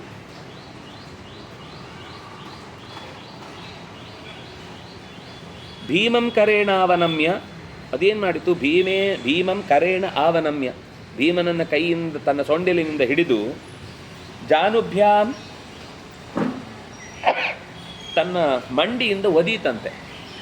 ಭೀಮನಿಗೆ ತನ್ನ ಕೈಯಿಂದ ಹಿಡಿದು ಮಂಡಿಯಿಂದ ತೆಗೆದು ಭೀಮನನ್ನು ಒದೀತು. ಭೀಮೋಪಿ ನಿಷ್ಕ್ರಮ್ಯ ತತಃ. ಆದರೆ ಅದು ಒದ್ರೆ ಆಗ ಸಹಜವಾಗಿ ಅದರ ಕೈಯಲ್ಲಿ ಹಿಡಿತ ಕಮ್ಮಿ ಆಗುತ್ತಲ್ಲ, ಒಡೆದಾಗ ಒಂದು ಫೋರ್ಸ್ ಬರುತ್ತೆ, ಮುಂದಕ್ಕೆ ಹೋಗುತ್ತಲ್ಲ. ಅವನು ಮುಂದಕ್ಕೆ ಹಾರಿ ತತಃ ಸುಪ್ರತೀಕ ಅಗ್ರತೋ ಅಭವತ್. ಒಂದೇ ಸರ್ತಿ ಅದರ ಸೊಂಡಿಲಿನ ಹತ್ತಿ ಅದರ ತಲೆ ಮೇಲೆ ಕೂತು ಬಿಟ್ಟ, ಒಂದೇ ಸರ್ತಿಗೆ. ಅಂದರೆ ಇದನ್ನೆಲ್ಲ ಕಲ್ಪಿಸ್ಕೊಂಡು ಯುದ್ಧದಲ್ಲಿ ತೋರಿಸ್ಲಿಕ್ಕೆ ಚೆನ್ನಾಗಿರುತ್ತೆ. ಭೀಮಂ ಗ್ರೀವಾಯಾಂ ವೇಷ್ಟಯತ್ಯೇವಂ ಸಗಜೋ ಹಂತುಮೈಕ್ಷತ ಐಹತ. ಕೊನೆಗೆ ಅವನ ಕುತ್ತಿಗೆಯನ್ನು ಹಿಡಿದು ಅವನನ್ನು ಕೊಲ್ಲಬೇಕು ಅಂತ ಅದೆಷ್ಟು ಪ್ರಯತ್ನಿಸಿದರೂ ಕೂಡ ಕರವೇಷ್ಟಂ ಭೀಮಸೇನ ಭ್ರಮಂ ದತ್ವಾ ವಿಮೋಚಯತ್. ಅದಕ್ಕೆ ತಾನು ಸುತ್ತ ತಿರುಗಿದ ವೇಗಕ್ಕೆ ಹಿಡಿಲಿಕ್ಕೆ ಆಗಲಿಲ್ಲ. ಭೀಮಸೇನನ ವೇಗಕ್ಕೆ ಅದಕ್ಕೆ ಕೈಗೆ ಸಿಗಲೇ ಇಲ್ಲ. ಭೀಮಸೇನ ತಪ್ಪಿಸಿಕೊಂಡು ಓಡಾಡಿದ. ಪುನರ್ಗಾತ್ರಾಣಿ ನಾಗಸ್ಯ ಪ್ರವಿವೇಶ ವೃಕೋದರ. ಅದರ ಮಧ್ಯಭಾಗಕ್ಕೆ ಸೇರಿ ಯಾವತ್ ಪ್ರತಿಗಜಾಯಾತಂ ಸ್ವಬಲೆ ಪ್ರತ್ಯವೈಕ್ಷತ ಭೀಮೋಪಿ ನಾಗಗಾತ್ರೇಭ್ಯೋ ವಿನಿಸೃತ್ಯ ಅಪಯಾಜ್ಯವಾತ್. ಒಟ್ಟು ಅಲ್ಲಿಂದ ತಪ್ಪಿಸಿಕೊಂಡು ದೂರಕ್ಕೆ ಹೋದ.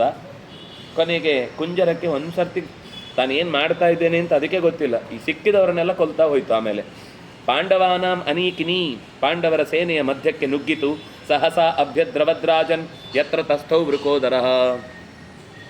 ವೃಕೋದರ ಒಂದು ಕಡೆಗೆ ಹೋಗಿ ನಿಂತಾಗ ಇಡೀ ಸೇನೆ ಒಂದು ಸರ್ತಿ ಭೀಮಸೇನನ ಕಡೆಗೆ ಗಮನ ಕೊಡ್ತಾ ಇದೆ. ಅಂದರೆ ಈಗ ಆನೆ ನಮ್ಮ ಕಡೆಗೆ ನುಗ್ಗಿದ್ರೆ ಸೇನೆ ನಾಶ ಆಗೋಗುತ್ತೆ. ಈಗ ಅವರಿಬ್ಬರೇ ಏನಾದರೂ ಮಾಡಿ ನಮ್ಮನ್ನು ಉಳಿಸ್ಬೇಕು ಅಂತ ಆ ಕಡೆಗೆ ಎಲ್ಲರೂ ಗಮನ ಹರಿಸಿದರೆ, ತಥೋ ಯುಧಿಷ್ಠಿರೋ ರಾಜ ಹತಂ ಮತ್ವಾ ವೃಕೋದರಂ, ಅವನನ್ನು ದೂರಕ್ಕೆ ಒದ್ದು ನುಗ್ಗಿಸಿದಾಗ ಆ ಸೇನೆಯ ಮಧ್ಯದಲ್ಲಿ ಬಿದ್ದಾಗ ಅವನು ಕಾಣಿಸ್ಲಿಲ್ಲ ಎಲ್ಲಿದ್ದಾನೆ ಅಂತ ಭೀಮಸೇನ. ಆಗ ಧರ್ಮರಾಜ ಅಯ್ಯೋ ಭೀಮಸೇನನಿಗೆ ಪೆಟ್ಟು ಬಿತ್ತಾ ಅಂತ ಹತಂ ಮತ್ವಾ ವೃಕೋದರಂ, ವೃಕೋದರ ಸತೋದ್ನೋ ಅಂತ ಒಂದು ಕ್ಷಣಕ್ಕೆ ಅವನಿಗೆ ಭಯ ಆಯ್ತಂತೆ. ಭಗದತ್ತಂ ಸಪಾಂಚಾಲ್ಯ ಸರ್ವತಃ ಸಮವಾರಯತ್, ಆನೆಯನ್ನು ಹಿಡ್ಕೊಂಡು ಭಗದತ್ತ ಆ ಭೀಮನ ಕಡೆಗೆ ನುಗ್ಗುತ್ತಾ ಇರಬೇಕಾದ್ರೆ ದೃಷ್ಟದ್ಯುಮ್ನ ಭಗದತ್ತನಿಗೆ ಎದುರಾಗಿ ಬಂದ, ಬಾಣಗಳಿಂದ ಅವನನ್ನು ಅಲ್ಲಾಡಿಸಿದ. ಪ್ರಾಗ್ಜ್ಯೋತಿಷಮತೇರ್ನಾಗ ಸನ್ನಿವರ್ತ್ಯಾಪಸೃತ್ಯ ಚ ಪಾರ್ಶ್ವೇ ದಶಾರ್ಣಾಧಿಪತೆ ಭಿತ್ವಾ ನಾಗಂ ಅಪಾತಯತ್. ಪಕ್ಕದಲ್ಲಿ ದಶಾರ್ಣ ದೇಶದ ರಾಜನು ಕೂಡ ಯುದ್ಧಕ್ಕೆ ಅಂತ ಬಂದಾಗ ಅವನ ಆನೆಗಳನ್ನೆಲ್ಲ ಈ ಆನೆ ಕ್ಷಣ ಮಾತ್ರದಲ್ಲಿ ಹೊಡೆದು ಮುಳುಗಿಸಿತು. ಹೀಗೆ ಆನೆಗಳ ಜೊತೆಗೇ ಅನೇಕ ಯುದ್ಧಗಳನ್ನು ಭೀಮಸೇನ ಮಾಡ್ತಾ ಬಂದ. ಭಗದತ್ತೇನ ಸಮರೇ ಕಾಲ್ಯಮಾನೇಷು ಪಾಂಡುಷು ಪ್ರಾಗ್ಜ್ಯೋತಿಷಮಭಿಕ್ರುದ್ಧ ಪುನರ್ಭೀಮಂ ಸಮಭ್ಯಯಾತ್. ಮತ್ತೆ ಭೀಮನ ಹತ್ರ ಬಂತು. ಭೀಮನ ಹತ್ರ ಬಂದಾಗ ಈ ಎಷ್ಟು ಸೂಕ್ಷ್ಮವಾಗಿ ಕೆಲವು ವಿಷಯಗಳು, ಬಾಣ ಹೊಡಿತಾ ಇದ್ದ ಭೀಮನು, ಗದೆಯಿಂದ ಹೊಡೆದ, ಎಲ್ಲ ಆಯಿತು. ಎಲ್ಲ ಹೊಡೆದಾಗ ಅಲ್ಲಿ ಮತ್ತೆ ಒಬ್ಬ ಸುಪರ್ವ ಮತ್ತು ರುಚಿಪರ್ವ ಅಂತ ಇಬ್ಬರು ಬಂದು ಭೀಮನಿಗೆ ಕವರ್ ಮಾಡುತ್ತಾರೆ. ಅಷ್ಟೊತ್ತಿಗೆ ಭೀಮ ಒಂದು ರಥದ ಮೇಲೆ ಕೂತಾಗ ತನ್ನ ಸೊಂಡಿಲಿನಿಂದ ನೀರು ತೆಗೆದುಕೊಂಡು ಅವನ ರಥಕ್ಕೆ ಕಟ್ಟಿದ್ದ ಕುದುರೆಗಳ ಮೇಲೆ ಜೋರಾಗಿ ನೀರು ಬಿಡುತ್ತೆ. ಆ ಸುಪ್ರತೀಕ ಬಿಟ್ಟಾಗ ಅವುಗಳು ಒಂದು ಸರ್ತಿ ಗಾಬರಿಯಾಗಿ ರಥವನ್ನು ಎಳ್ಕೊಂಡು ಯಾವುದೋ ದಿಕ್ಕಿಗೆ ಹೋಗ್ಬಿಡುತ್ತೆ. ಯಾವುದೋ ದಿಕ್ಕಿಗೆ ಹೋದಾಗ ಭೀಮ ಅದರಲ್ಲೇ ಇದ್ದ. ಹಾಗಾಗಿ ಅವನು ಯೋಚನೆ ಮಾಡುವಷ್ಟರೊಳಗೆ ರಥ ಬಹಳ ದೂರದ ತನಕ ಅವನನ್ನು ಕರ್ಕೊಂಡು ಹೋಗ್ಬಿಡುತ್ತೆ. ಭಗದತ್ತ ಸೇನೆಯ ಮಧ್ಯಕ್ಕೆ ನುಗ್ಗಿಬಿಡ್ತಾನೆ, ಪಾಂಡವರ ಸೇನೆಯ ಮಧ್ಯಕ್ಕೆ ನುಗ್ಗಿದಾಗ ಸೋಧಿಷ್ಠಾಯ ತದಾ ವಾಹಾನ್ ಯುಯುತ್ಸೋ ಸೂತಮಾರುಜತ್ ಯುಯುತ್ಸುಸ್ತು ರಥಾದ್ ರಾಜನ್ ಅಪಕ್ರಾಮತ್ ತ್ವರಾನ್ವಿತಃ. ಯುದ್ಧಕ್ಕೆ ನುಗ್ಗಿದಾಗ ಯುಯುತ್ಸಿನ ರಥದ ಮೇಲೆ ಅದು ಕಾಲಿಡ್ತು. ಭಗದತ್ತನ ಆನೆ ಕಾಲಿಟ್ಟಾಗ ತಕ್ಷಣವೇ ರಥವನ್ನು ಬಿಟ್ಟು ಯುಯುತ್ಸು ಕೆಳಗೆ ಹಾರಿದ. ಅಂದರೆ ಎಷ್ಟು ಸಣ್ಣ ಸಣ್ಣ ದೃಶ್ಯಗಳು ಅಂತ ಅಂದ್ಕೊಳ್ತೇವೆ ನಾವು, ಆದರೆ ಸಣ್ಣ ಮೈನ್ಯೂಟ್ ಅಂಶಗಳನ್ನು ಕೂಡ ವ್ಯಾಸರು ಅಲ್ಲಿ ಚಿತ್ರಿಸ್ತಾ ಹೋಗ್ತಾರೆ. ಗೋಪಾಲ ಇವ ದಂಡೇನ ಯಥಾ ಪಶುಗಣಾನ್ವಿತೆ ಸಂಕಾಲಯತಿ ತಾಂಸೇನ ಭಗದತ್ತಸ್ತಥಾ ಮುಹುಃ. ಕೊನೆಗೆ ಹಸುಗಳನ್ನು ಗೋಪಾಲ ಒಂದು ಕೋಲು ಹಿಡಿದು ಮೇಯಿಸುವಾಗ ಹೇಗೆ ಅವುಗಳು ಒಟ್ಟಿಗೆ ಎಲ್ಲ ಒಂದೇ ಕಡೆಗೆ ನುಗ್ಗುತ್ತಾವೋ, ಹಾಗೆ ಭಗದತ್ತ ಗೋಪಾಲಕನ ಹಾಗೆ ಅವನ ಸೊಂಡಿಲನ್ನು ಹಿಡ್ಕೊಂಡು ಆನೆಯ ಸೊಂಡಿಲಿನಿಂದ ಬಾರಿಸ್ಕೊಂಡು ಮುಂದೆ ಹೋಗ್ತಾ ಇದ್ದರೆ ಇಡೀ ಪಾಂಡವರ ಸೇನೆ ಒಂದು ಕಡೆಗೆ ಮುದ್ದೆ ಬೀಳ್ಲಿಕ್ಕೆ ಶುರುವಾಯಿತು. ಈ ಕಬಡ್ಡಿ ಆಡುವಾಗ ದೊಡ್ಡವನು ಬಂದುಬಿಟ್ಟ ಅಂದರೆ ಅವನು ಒಂದು ಪಾರ್ಟಿಗೆ ನಿಂತಾದರೆ ಈ ಕಡೆ ಖಾಲಿ ಆಗಿಬಿಡುತ್ತೆ, ಎಲ್ಲ ಒಂದು ಮೂಲೆಗೆ ಹೋಗಿಬಿಟ್ಟಿರ್ತಾರೆ, ಅವರಿಗೆ ಎದುರಿಸಲಿಕ್ಕೆ ಶಕ್ತಿ ಸಾಕಾಗೋದಿಲ್ಲ. ಹಾಗೆ ಈ ಆನೆ ಬಂದ ತಕ್ಷಣ ಈ ಪಾಂಡವರ ಸೇನೆ ಒಂದು ಮೂಲೆಗೆ ಆಗೋಯ್ತಂತೆ, ಎಲ್ಲ ಒಂದು ಕಡೆಗೆ ಬಂದು ಬಿಟ್ಟಿದ್ದಾರೆ. ಬಿಟ್ಟಾಗ ಜೋರು ಕೂಗಿಕೊಂಡ್ರಂತೆ ಎಲ್ಲರೂ. ಏನು ಮಾಡೋದು, ನಮಗೆ ಯಾರು ರಕ್ಷಣೆಗೆ ಇಲ್ವಲ್ಲ, ನಾವು ಹೇಗೆ ರಕ್ಷಣೆಗೆ ಒಳಗಾಗುವುದು ಅಂತ. ಹೇಗಿತ್ತು ಅಂದರೆ ಕ್ಷಿಪ್ರಂ ಶೇನಾಭಿಪನ್ನಾನಾಂ ವಾಯಸಾನಾಂ ಇವಸ್ವನಃ. ದೊಡ್ಡ ಹದ್ದು ಕಾಗೆಗಳ ಮೇಲೆ ದಾಳಿ ಮಾಡಿದರೆ ಹೇಗಿತ್ತೋ ಹಾಗಿತ್ತಂತೆ ಈ ಭಗದತ್ತನ ಆನೆಯ ಪ್ರವಾಹ. ಆ ಕಾಗೆಗಳೆಲ್ಲ ಕಾ ಕಾ ಕಾ ಕಾ ಕಾ ಅಂತ ಜೋರಾಗಿ ಕಿರಿಸ್ತಾ ಇರ್ತವೆ. ದಾಳಿ ಮಾಡಿದರೆ, ಯಾವುದು ಹದ್ದು ದಾಳಿ ಮಾಡಿದರೆ ಕಾಗೆಗಳಿಗೆ ಬದುಕೋದು ಕಷ್ಟ. ಅದು ಕೈಯಲ್ಲಿ ಹಿಡಿದು ಕೊಕ್ಕಲು ಹೊಡೆದ್ರೆ ತಲೆಗೆ ಮೊಟಕ್ಕಿದ್ರೆ ಸತ್ತೇ ಹೋಗುತ್ತದೆ. ಹಾಗಾಗಿ ಅವಳು ಹೆದರಿಕೊಂಡು ಕೂಗ್ತವೆ. ಹಾಗೆ ಇವರೆಲ್ಲ ಕೂಗಿದ್ರಂತೆ, ಓಡ್ತಾ ಓಡ್ತಾ ಕೂಗಿದ್ರು. ಭಯಂ ತದಾ ರಿಪುಷು ಸಮಾದದ ಭೃಶಂ ವಣಿಗ್ಜನಾನಾಂ ಶುಭಿತೋ ಯಥಾರ್ಣವಃ. ಹೇಗೆ ವ್ಯಾಪಾರಿಗಳ ದೊಡ್ಡ ನೌಕೆಯೊಂದು ಸುಳಿಗೆ ಸಿಕ್ಕು ಪರ್ವತದ ಬುಡಕ್ಕೆ ಎಲ್ಲೋ ಹೊಡೆದು ತಿರುಗಿ ನೀರಿಗೆ ಅಪ್ಪಳಿಸಿ ಬಿದ್ದಾಗ ಅಲ್ಲಿ ಒಳಗಿದ್ದವರು ಕೂಗಿಕೊಂಡರೆ ಹೇಗೆ ಕೇಳಿಸುತ್ತೋ, ಹಾಗೆ ಸಂಶಪ್ತಕರ ಹತ್ರ ಯುದ್ಧ ಮಾಡ್ತಾ ಇದ್ದಂತಹ ಅರ್ಜುನನ ಕಿವಿಗೆ ಈ ಧ್ವನಿ ಬಿತ್ತಂತೆ. ಬಿದ್ದ ತಕ್ಷಣ ಕೃಷ್ಣನ ಹತ್ರ ಹೇಳಿದಂತೆ. ಅಲ್ಲಿಗೆ 26ನೇ ಅಧ್ಯಾಯ ಮುಕ್ತಾಯ ಆಗುತ್ತೆ. ತಚ್ಛೃಣಶ್ವ ಮಹಾಬಾಹೋ ಪಾರ್ಥೋ ಯದಕರೋ ದ್ರಣೆ ರುಜೋ ದೃಷ್ಟ ಮಹದ್ಭೂತಂ ಶ್ರುತ್ವಾ ಚ ಗಜನಿಸ್ವನಂ ಭಗದತ್ತೆ ವಿಕುರ್ವಾಣಿ ಕೌಂತೆಯ ಕೃಷ್ಣನಬ್ರವೀತ್. ಕೌಂತೆಯ ಕೃಷ್ಣನನ್ನು ಕುರಿತು ಹೇಳಿದ, ಅಣ್ಣ, ಪ್ರಾಗ್ಜ್ಯೋತಿಷಪುರದ ರಾಜನಾದಂತಹ ಭಗದತ್ತ ತನ್ನ ಸುಪ್ರತೀಕ ಎನ್ನುವ ಆನೆಯನ್ನು ಇಟ್ಟುಕೊಂಡು ಖಂಡಿತವಾಗಿಯೂ ನಮ್ಮ ಸೇನೆಯ ಮೇಲೆ ತನ್ನ ಭಾರವಾದ ಕಾಲುಗಳನ್ನು ಇರಿಸಿ ನುಜ್ಜುಗುಜ್ಜು ಮಾಡ್ತಾ ಇದ್ದೇನೆ, ಅದರ ಕೂಗೆ ಹೀಗೆ ಕೇಳಿಸ್ತಾ ಇದೆ. ಧ್ರುವಂ ತಸ್ಯೈವ ನಿಸ್ವನಃ, ನಿಶ್ಚಯವಾಗಿ ಇದು ನಮ್ಮ ಪಾಂಡವರದ್ದೇ ಕೂಗು, ಭಗದತ್ತನದ್ದೇ ಆನೆ. ಪ್ರಥಮೋ ಗಜಯೋಧಾನ ಪೃಥಿವ್ಯಾಮಿತ್ ಮೇ ಮತಿ, ನನಗೆ ಕಂಡ ಹಾಗೆ ಇಂದ್ರನಿಗೆ ಒಂದು ಹತ್ತಿರಕ್ಕೆ ಬರುವ ಹಾಗೆ ಆನೆ ಮೇಲೆ ಯುದ್ಧ ಮಾಡುವ ಯೋಧರಲ್ಲಿ ಭಗದತ್ತನಿಗೆ ಹತ್ತಿರವಾದ ವ್ಯಕ್ತಿ ಮತ್ತೊಬ್ಬ ಸಿಗಲಾರ. ಆದ್ದರಿಂದಾಗಿ ಪಾಂಡವರಿಗೆ ಕಷ್ಟ ಆಗ್ತಾ ಇದೆ, ಅಂದರೆ ನಮ್ಮ ಸೇನೆಗೆ ಕಷ್ಟ ಆಗ್ತಾ ಇದೆ. ಬೇಗ ಇಲ್ಲಿಯ ಕೆಲಸವನ್ನು ಮುಗಿಸಿ ಹೊರಡಬೇಕು, ಬಿಟ್ಟರೆ ಅವನು ಖಂಡಿತ ನಮಗೆ ಉಪದ್ರ ಮಾಡ್ತಾನೆ ಇರ್ತಾನೆ. ನಚಾವಾಂ ಆವಾಭ್ಯಾಮೃತೇನ್ಯೋಸ್ತಿ ಶಕ್ತಸ್ತಂ ಪ್ರತಿಬಾಧಿತುಂ, ನಾವು ಇಲ್ಲದೇ ಇರುವುದನ್ನು ನೋಡಿಕೊಂಡೇ ಬೇಕು ಅಂತ ಈ ರೀತಿ ಭಗದತ್ತನ ಮುಂದೆ ತಂದಿಟ್ಟಿದ್ದಾರೆ. ನಾವಿಬ್ಬರು ಕೂಡಲೇ ಹೋಗಿ ಅವನನ್ನು ನಿಗ್ರಹಿಸಬೇಕು. ತಂ ಪ್ರಯಾಂತಂ ತತಃಪಶ್ಚಾದಾಹ್ವಯಂತೋ ಮಹಾರಥಾ, ಅಂದರೆ ಭೀಮನಿಗೆ ಕೊಲ್ಲಿಕ್ಕಾಗಲಿಲ್ವಾ ಅಂದರೆ ಅವರದ್ದಲ್ಲದ ಬೇಟೆಯನ್ನು ಅವ್ರು ಯಾವತ್ತೂ ಮುಟ್ಟಲ್ಲ, ಸೇಫ್ಟಿ ಗಾರ್ಡ್ ಅಷ್ಟೇ. ತೊಂದರೆ ಆಗ್ತಾ ಇರೋದನ್ನು ತಪ್ಪಿಸ್ತಾನಷ್ಟೇ. ಭಗದತ್ತ ಸಾಯಬೇಕಾದದ್ದು ಮುಂದೆ ಅರ್ಜುನನ ಕೈಯಲ್ಲೇ, ಹಾಗಾಗಿ ಅವನನ್ನು ಹೊಡಿಲಿಲ್ಲ. ಹಾಗಾಗಿ ಇವನು ಹೇಳ್ತಾನೆ ನಾನು ಹೋಗಿ ಅವನನ್ನು ಹೊಡಿಬೇಕು, ಕಾಯ್ತಾ ಇದ್ದಾರೆ ಅನ್ಸುತ್ತೆ ಎಲ್ಲರೂ. 14,000 ಜನ ಮತ್ತೆ ಒಟ್ಟಾಗಿ ಬರ್ತಾರೆ. ಎಲ್ಲಿಂದ ಬರ್ತಾರೆ ಗೊತ್ತಾಗೋದಿಲ್ಲ, ಬಂದಾಗ ಕೊಲ್ತಾ ಇರ್ತಾನೆ, ಮತ್ತಷ್ಟು ಜನ ನುಗ್ಗುತ್ತಾ ಇರ್ತಾರೆ. ಕಿಂತು ಶ್ರೇಯಸ್ಕರಂ ಕರ್ಮ ಭವೇತ್ ಇತ್ಯೇತದ್ ಅಚಿಂತಯತ್ ಇಹವಾ ವಿನಿವರ್ತೇಯಂ ಗಚ್ಚೇಯಂ ವಾಯುಧಿಷ್ಠಿರಂ. ಅಂದರೆ ಅವರು ಡಿಸೈಡ್ ಮಾಡಬೇಕಾದ್ರೆ ಇವ್ರನ್ನ ಕೊಲ್ತಾರೆ, ಇವ್ರನ್ನ ಕೊಲ್ತಾರೆ ಅಂತ ಪ್ಲಾನ್ ಮಾಡಿಬಿಟ್ಟಿರ್ತಾರೆ. ಹೌದು. ಸೊ ಯಾರು ಡಿಸ್ಟರ್ಬ್ ಮಾಡಲ್ಲ, ಗೊತ್ತಿರೋರು ಡಿಸ್ಟರ್ಬ್ ಮಾಡಲ್ಲ, ಉಳಿದವ್ರು ಪೆಟ್ಟು ತಿಂತಾರೆ ಅಷ್ಟೇ. ಆಗೋದಿಲ್ಲ, ಅದು ಭಗವತ್ ಸಂಕಲ್ಪ.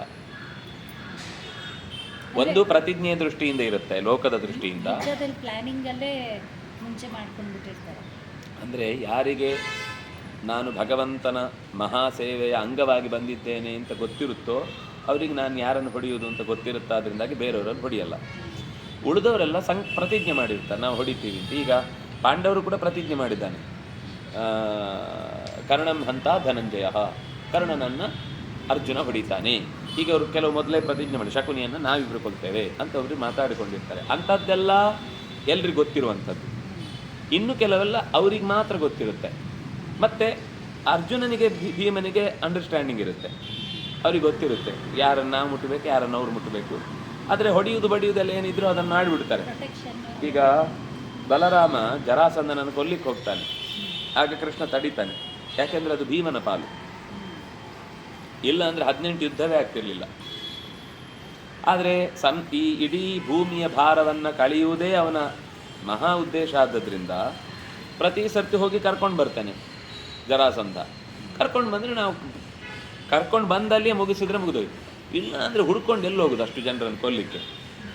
ಅವನು ಹಾಗೆ ಹೆಲ್ಪ್ ಮಾಡಿದ ಜರಾಸಂಧ. ನರಕಾಸುರ ಎಲ್ಲರನ್ನು ಒಟ್ಟಿಗೆ ಕೂಡ ಹಾಕಿದ್ರಿಂದ ಒಂದೇ ವೇದಿಕೆಯಲ್ಲಿ ಮದುವೆ ಆಗೋಯ್ತು. ಇಲ್ಲ ಅಂದರೆ ನಿಶ್ಚಿತಾರ್ಥಕ್ಕೊಂದು ದಿವಸ 16,000 ನಿಶ್ಚಿತಾರ್ಥ, 16,000 ಮದುವೆ, 16,000 ಕೂಡೂಟ, 16,000 ಮತ್ತೆ 4 ದಿವಸದ ಮದುವೆ ಆದರೆ ಮತ್ತೆ 3 ದಿನ ಅಂಬಿಕಾ ಪೂಜೆ ಅದು ಇದು ಅಂತೆಲ್ಲ. ಅಷ್ಟು ದಿನ ಉಳಿಸಿಕೊಟ್ಟದ್ದು ನರಕಾಸುರ. ಥ್ಯಾಂಕ್ಸ್ ಹೇಳಬೇಕು ಅವನಿಗೆ. ಕೃಷ್ಣನ ಡೇಟ್ಗಳನ್ನೆಲ್ಲ ಸುಲಭ ಮಾಡಿಕೊಟ್ಟ.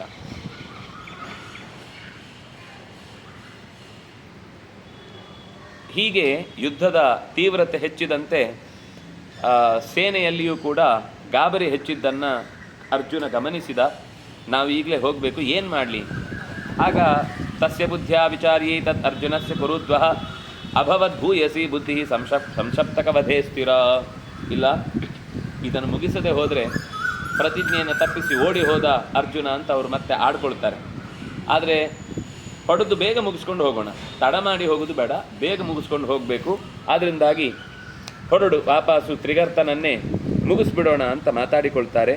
ತದಾ ಮೋಹಮನು ಪ್ರಾಪ್ತ ಶಿಶ್ವಿದೇಶ ಜನಾರ್ದನ ತತಸ್ತಾನ್ ಪ್ರಾಯಶಃ ಪ್ರಾಣೋ ಬ್ರಹ್ಮಾಸ್ತ್ರೇಣ ನಿಜಗ್ನಿವಾನ್. ಆಗ 14,000 ಜನ ಒಟ್ಟಿಗೆ ಯುದ್ಧ ಮಾಡಿ ಇವರನ್ನು ಮತ್ತೆ ಬಾಣದ ಮುಚ್ಚಿಗೆಯಲ್ಲಿ ಮುಳುಗಿಸಿದಾಗ ಅರ್ಜುನ ಬ್ರಹ್ಮಾಸ್ತ್ರವನ್ನು ಪ್ರಯೋಗಿಸಿ, ಅವರು ಪ್ರಯೋಗಿಸಿದ ಎಲ್ಲ ಅಸ್ತ್ರಗಳನ್ನು ಛಿದ್ರವಾಗಿಸಿ ಎದ್ದು ಬಂದು ಮತ್ತೆ ಕೋಪದಿಂದ ಬಾಲಾದಿತ್ಯ ಅಂಬುಜೇಂದೂನಾಂ ತುಲ್ಯರೂಪಾಣಿ ಮಾರಿಷ ಸಂಚಿನ್ನಾನ್ ಅರ್ಜುನ ಶರೈಹಿ ಶಿರಾನ್ ಸುರುವೀಂ ಪ್ರಪೇದಿರೆ. ತಲೆಗಳೆಲ್ಲ ನೆಲಕ್ಕೆ ಉರುಳುವ ಹಾಗಾಯಿತು. ಎಂಥ ತಲೆಗಳು ಅಂದರೆ ಕೆಲವು ಸೂರ್ಯನಂತೆ, ಕೆಲವು ಚಂದ್ರನಂತೆ, ಕೆಲವು ಕಮಲದಂತೆ ಇರುವ ಶಿಖರಗಳಿರುವಂಥ ತಲೆಯ ಮೇಲಿನ ಕಿರೀಟಗಳನ್ನು ಹೊತ್ತಿರುವಂತಹ ರಾಜಕುಮಾರರ ತಲೆಗಳೆಲ್ಲ ನೆಲಕ್ಕೆ ಉರುಳಿದವು. ಹೇಗೆ ಒಂದು ಆನೆ ಒಳ್ಳೆಯ ಕಮಲಗಳಿಂದ ಅರಳಿದ ಕೆರೆಯನ್ನು ಇಳಿದು ನಾಶಪಡಿಸುತ್ತೋ ಹಾಗೆ ಅರ್ಜುನ ಅವನ ರಥದಲ್ಲಿ ಎಲ್ಲ ಕಡೆ ಒಂದು ಸರ್ತಿ ಸುತ್ತಿ ಇಡೀ ಅವರ ತಲೆಗಳನ್ನೆಲ್ಲ ಉರುಳಿಸಿದ. ಅವರ ತಲೆ ಅಂದರೆ ಕಮಲ ಇದ್ದ ಹಾಗೆ, ಅದನ್ನು ಉರುಳಿಸಿದ ಅಂದರೆ ಎಲ್ಲ ಛಿದ್ರ ಮಾಡಿ ರಕ್ತದ ಕೆಸರನ್ನು ಹೆಚ್ಚು ಜಾಗೃತಗೊಳಿಸಿದ, ಹೆಚ್ಚು ಎತ್ತರಿಸಿದ. ಸಂಶಪ್ತಕಾಂಸತೋ ಹತ್ವಾ ಭೂಯಿಷ್ಠಾಯೇ ವ್ಯವಸ್ಥಿತಾ ಭಗದತ್ತಾಯ ಯಾಹೀತಿ ಕೃಷ್ಣಂ ನೋದಯತ್. ಸಂಶಪ್ತಕರನ್ನೆಲ್ಲ ಬೇಗ ಕೊಂದು ಭಗದತ್ತನ ಕಡೆಗೆ ಬೇಗ ಹೋಗೋಣ ಕೃಷ್ಣ ಅಂತ ಕೃಷ್ಣನನ್ನು ಕೇಳಿಕೊಂಡ ಅನ್ನುವಲ್ಲಿಗೆ 27ನೆಯ ಅಧ್ಯಾಯ ಮುಕ್ತಾಯ ಆಗತ್ತೆ. 28ನೆಯ ಅಧ್ಯಾಯದಲ್ಲಿ ತಂ ಪ್ರಯಾಂತಂ ಕುರು ಶ್ರೇಷ್ಠಂ ಸ್ವಾನ್ ಸ್ತ್ರಾತುಂ ದ್ರೋಣತಾಪಿತಾನ್ ಸುಶರ್ಮಾ ಭ್ರಾತೃಭಿಸ್ಸಾರ್ಧಂ ಯುದ್ಧಾರ್ಥಿ ಪೃಷ್ಠತೋನ್ವಗಾತ್. ಬಹಳ ಜನ ಓಡಿ ಹೋದದ್ದನ್ನು ನೋಡಿ ತಕ್ಷಣವೇ ದ್ರೋಣನಿಂದ ಪೆಟ್ಟು ತಿಂದಂತಹ ತಮ್ಮವರನ್ನು ರಕ್ಷಿಸುವುದಕ್ಕೋಸ್ಕರ ಬೆನ್ನು ಅಂದರೆ ಕುರುಕ್ಷೇತ್ರದ ಕಡೆಗೆ ಸಾಗಬೇಕು ಅಂತ ಬಂದಾಗ ಸುಶರ್ಮ ಮತ್ತೆ ತನ್ನ ತಮ್ಮಂದರನ್ನು ಕಟ್ಟಿಕೊಂಡು ವಾಪಸ್ಸು ಪಾಂಡವರ ಅರ್ಜುನನ ಬೆನ್ನ ಹಿಂದೆ ಬಿದ್ದಾಗ ಕಿನ್ನು ಸಂಶಪ್ತಕಾನ್ ಹನ್ಮಿ ಸ್ವಾನ್ ರಕ್ಷಾಮ್ಯತಾ ಆಹಿತಾರ್ದಿತಾನ್ ಇತಿ ಮೇ ತ್ವಂ ಮತಂ ವೇತ್ಸಿ ತತ್ರ ಕಿಂ ಸುಕೃತಂ ಭವೇತ್. ಕೃಷ್ಣ ಇವನನ್ನು ಹೊಡೆದು ಹೋಗ್ಲೋ ಅಲ್ಲಿ ಹೊಡೆದು ಬಂದು ಇವನನ್ನು ಹೊಡಿಲೋ, ನನಗೆ ಯಾಕೋ ಕನ್ಫ್ಯೂಷನ್ ಇದೆ, ಏನು ಮಾಡೋದು ಗೊತ್ತಾಗ್ತಲ್ಲ. ಸಿಗಬೇಕು ಅಂದರೆ ಇವ್ರು ದೂರ ಹೋಗ್ತಾರೆ, ಅಲ್ಲಿಗೆ ಹೋದರೆ ಬೆನ್ನಿಗೆ ಬೀಳ್ತಾರೆ, ಬೆನ್ನು ಬಿಡ್ತಾ ಬೇತಾಳ ಅಂತ. ಇವರನ್ನು ಮುಗಿಸದೆ ಹೋಗೋದು ಹೇಗೆ, ಏನು ಮಾಡಬೇಕು ಅಂತ ಗೊತ್ತಾಗ್ತಾ ಇಲ್ಲ. ಆಗ ಕೃಷ್ಣ ಹೇಳ್ತಾನೆ, ಮೊದಲು ತ್ರಿಗರ್ತಾಧಿಪತಿಯನ್ನು ಮುಗಿಸು, ಆಮೇಲೆ ಏನಾದರೂ ಮಾಡು. ಯಾಕಂದರೆ ಇಲ್ಲಿದ್ದು ಚಿಂತೆ ಅಲ್ಲಿದ್ದರೆ ಅಲ್ಲಿ ಮತ್ತೆ ಇದನ್ನೇ ನಾವು ಯೋಚಿಸ್ತಾ ಇರಬೇಕಾಗತ್ತೆ. ಒಂದೇ ಸರ್ತಿ ಮುಗಿಸಿ ಹೋಗೋಣ ಅಂತ ಶಿಕ್ಷೇಪಾರ್ಜುನಮಾದಿಶ್ಯ ವಾಸುದೇವ ಯತೋಮರಂ ಶಕ್ತಿಂ ತ್ರಿಭಿಃ ಶರೈ ಚಿತ್ವಾ ತೋಮರಂ ತ್ರಿಭಿರರ್ಜುನ. ಅವನು ತನ್ನ ಕೈಯಲ್ಲಿದ್ದ ತೋಮರಗಳನ್ನೆಲ್ಲ ಎಸೆದ. ಅರ್ಜುನ ಅದನ್ನು ಮಧ್ಯದಲ್ಲೇ ಕತ್ತರಿಸಿ ಕೃಷ್ಣನಿಗೆ ಮತ್ತೆ ತೊಂದರೆ ಕೊಟ್ಟ. ಕೃಷ್ಣನ ಮೇಲೆ ಬಾಣಗಳನ್ನು ಪ್ರಯೋಗ ಮಾಡಿದ. ತಥೋ ಧನಂಜಯೋ ಬಾಣೈಃ ಸರ್ವಾನೇವ ಮಹಾರಥಾತ್ ಆಯಾದ್ ವಿನಿಘ್ನನ್ ಕೌರವ್ಯಾನ್ ದಹನ್ ಕಕ್ಷಂ ಇವಾನಲಃ. ಒಣಗಿದ ಕಟ್ಟಿಗೆಯ ರಾಶಿಯನ್ನು ಬೆಂಕಿಯ ಕಿಡಿಯೊಂದು ತುಂಬಿಕೊಂಡು ಹೇಗೆ ಎಲ್ಲವನ್ನೂ ಸುಟ್ಟು ಹಾಕುತ್ತೋ ಹಾಗೆ ತನ್ನ ಬಾಣದ ತೀಕ್ಷ್ಣತೆಯ ಉರಿಗೆ ಇಡೀ ಈ ತ್ರಿಗರ್ತನ ಸಂಶಪ್ತಕರ ಸೇನೆಯನ್ನು ನುಚ್ಚುನೂರು ಮಾಡ್ತಾ ಬಂದ. ಕೊನೆಗೆ ಸುಪರ್ಣ ಇವನಾಗೇಂದ್ರಂ ಪ್ರಾಯಾತ್ ಪ್ರಾಗ್ಜ್ಯೋತಿಷಂ ಪ್ರತಿ ಓಡಿ ಹೋದ. ಪೆಡುತಿಂದ ಅವನು ಕೆಲವರೆಲ್ಲ ಓಡಿ ಹೋದರು. ಹೇಗಿತ್ತು ಅಂತಂದರೆ ಸುಪರ್ಣ ನಾಗೇಂದ್ರಂ, ಗರುಡ ಹಾವನ್ನು ಬೆನ್ನಟ್ಟಿದ್ರೆ ಹೇಗಿತ್ತೋ ಹಾಗೆ ಇವ್ರನ್ನೆಲ್ಲ ಬೆನ್ನಟ್ಟಿಕೊಂಡು ಹೋದ ಮೇಲೆ ತಥೋ ದಶಸಹಸ್ರಾಣಿ ನ್ಯವರ್ತಂತ ಧನುಷ್ಪತಾಂ ಮತಿಂ ಕೃತ್ವಾ ರಣೇ ಕ್ರೂರಾನ್ ವೀರಾ ಜಯ ಪರಾಜಯೇ. ಜಯ ಸಿಗುವುದಿಲ್ವೋ ಗೊತ್ತಿಲ್ಲ. ನಮ್ಮ ಉದ್ದೇಶ ಅಂತೂ ಯುದ್ಧದಲ್ಲಿ ಕೊನೆ ತನಕ ಹೋರಾಟ ಜಾರಿ ಇರಬೇಕು, ಅದಕ್ಕೋಸ್ಕರ ನಾವು ಯುದ್ಧ ಮಾಡ್ತೇವೆ. ವ್ಯಪೇತ ಹೃದಯಸ್ತ್ರಸ್ತಾ ಅಬ್ರುವಂತಂ ಮಹಾರಥಾಃ ಆರ್ಛತ್ ಪಾರ್ಥೋ ಗುರುಂ ಭಾರಂ ಸರ್ವಭಾರಸಹೋ ಯುಧಿ. ಒಂದು ರೀತಿಯಲ್ಲಿ ಯುದ್ಧದ ತೀವ್ರತೆ ಅಂತ ಅನ್ನೋದು ಅರ್ಜುನನಿಂದಾಗಿ ಅರ್ಥ ಆಗ್ತಾ ಇತ್ತು ಪಾಂಡವರಿಗೂ. ಹೋದವನು ಅಲ್ಲಿ ಏನು ಸುಮ್ಮನೆ ಇಲ್ಲ, ಚೆನ್ನಾಗಿ ಯುದ್ಧ ಮಾಡಿದ. ಅವ್ರಿಗೆ ಒಂದು ಸಲ ಯಾಕೆ ಬರಲಿಲ್ಲ ಅಂತ ಚಿಂತೆ.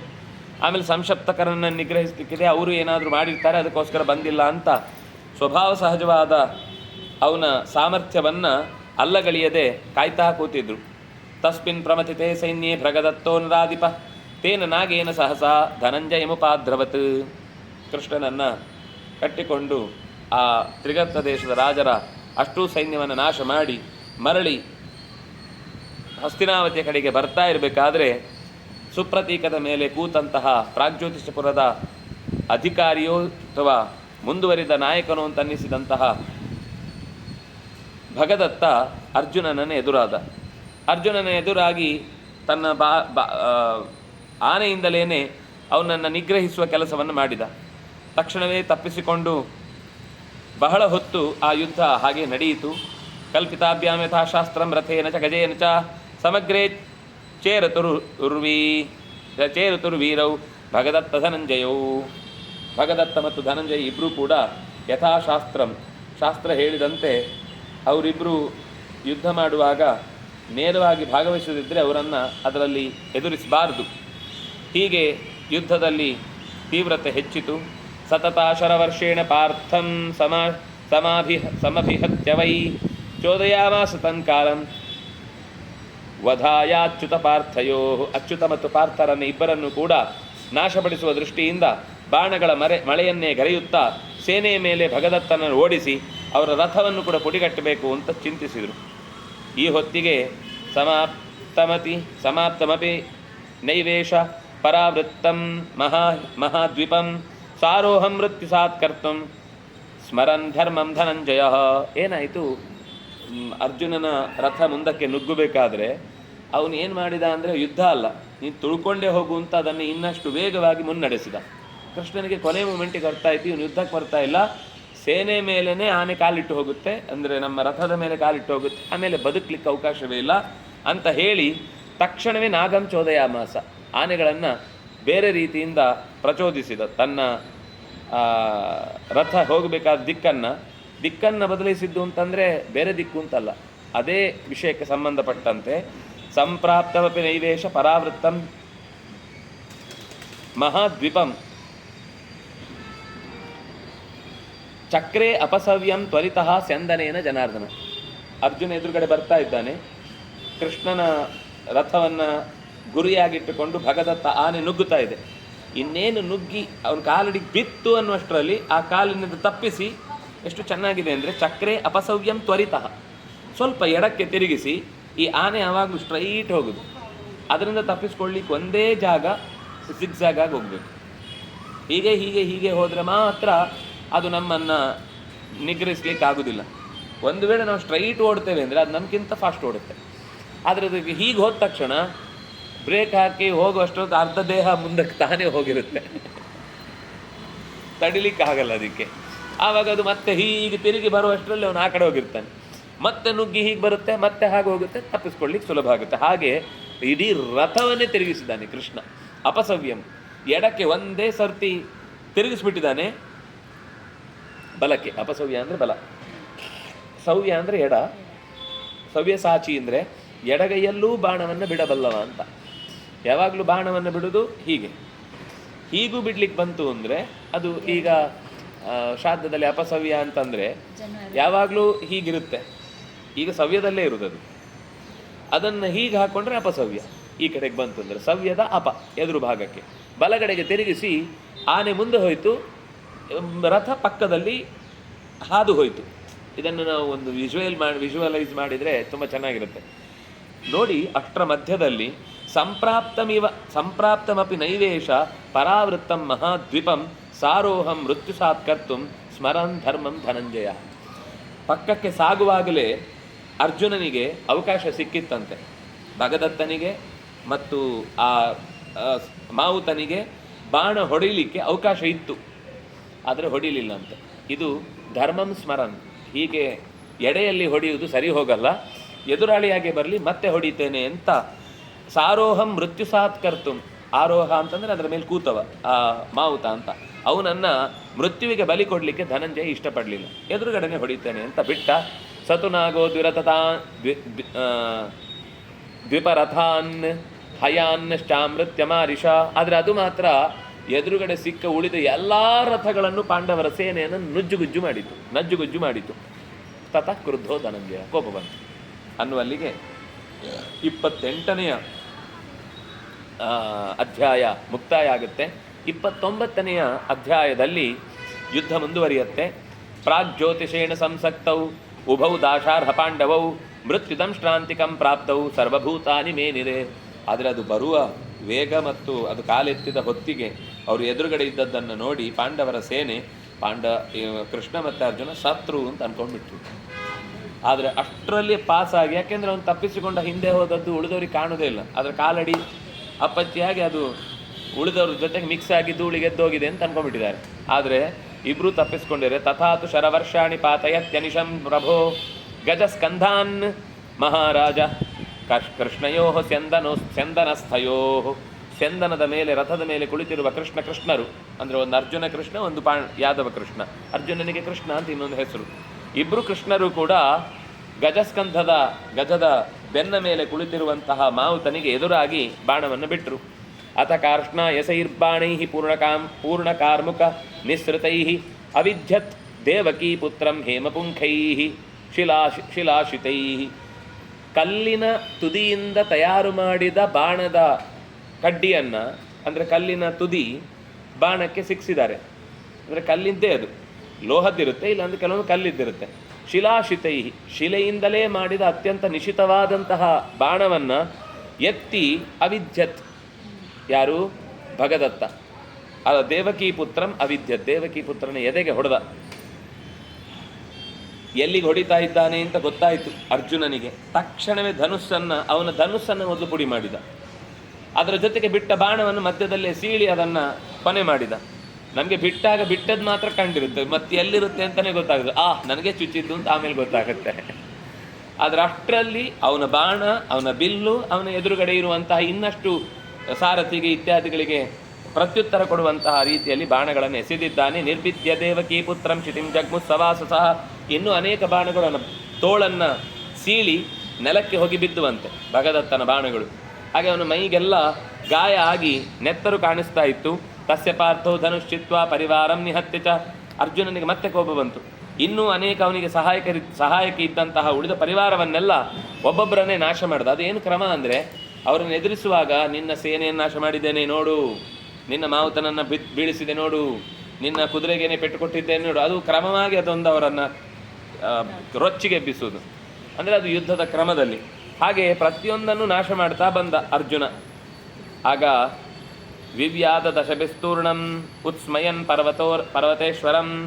ಪರ್ವತೇಶ್ವರನಾದಂತಹ, ಪರ್ವತಗಳಿಗೆ ಒಡೆಯನಾದಂತಹ ಭಗದತ್ತ ತನ್ನ ಧ್ವಜ ಬಿದ್ದು ಹೋಯಿತು, ಸಾರಥಿ ಬಿದ್ದು ಹೋದ, ಮಾವುತನು ಬಿದ್ದು ಹೋದ, ತನ್ನ ಹಿಂದೆ ಇದ್ದ ಆಯುಧಾಗಾರವೂ ಬಿದ್ದು ಹೋಯಿತು. ಕೋಪ ಬಂತು ಅರ್ಜುನನ ಮೇಲೆ ಬಾಣಗಳ ಮಳೆಯನ್ನೇ ಪ್ರಯೋಗಿಸಿದ. ವ್ಯಸೃಜತ್ತೋಮರಾನ್ ಮೂರ್ಧ್ನಿ ಶ್ವೇತಾಶ್ವಾಸ್ಯನ್ ಉನ್ನನಾದ ಚ ತೈರರ್ಜುನಸ್ಯ ಸಮರೇ ಕಿರೀಟಂ ಪರಿವರ್ತಿತಂ. ಇಷ್ಟರ ಮಧ್ಯದಲ್ಲಿ ಒಂದು ಗಟ್ಟಿಯಾದ ತೋಮರದ ಆಯುಧವನ್ನು ಅವನ ಮೇಲೆ ಎಸ್ತಿದ್ದಾನೆ. ಕೃಷ್ಣ ಸ್ವಲ್ಪ ತಪ್ಪಿಸಿದ್ರೂ ಅದು ಕಿರೀಟಕ್ಕೆ ಬಡಿದು ಕಿರೀಟ ತಿರುಮುರುವಾಗಿಬಿಡುತ್ತಂತೆ. ಅವನ ಕಿರೀಟ ಉಲ್ಟಾಗೋಯ್ತು. ತೈರರ್ಜುನಸ್ಯ ಸಮರೇ ಕಿರೀಟಂ ಪರಿವರ್ತಿತಂ, ಕಿರೀಟ ತಿರುಗಿಬಿತ್ತು.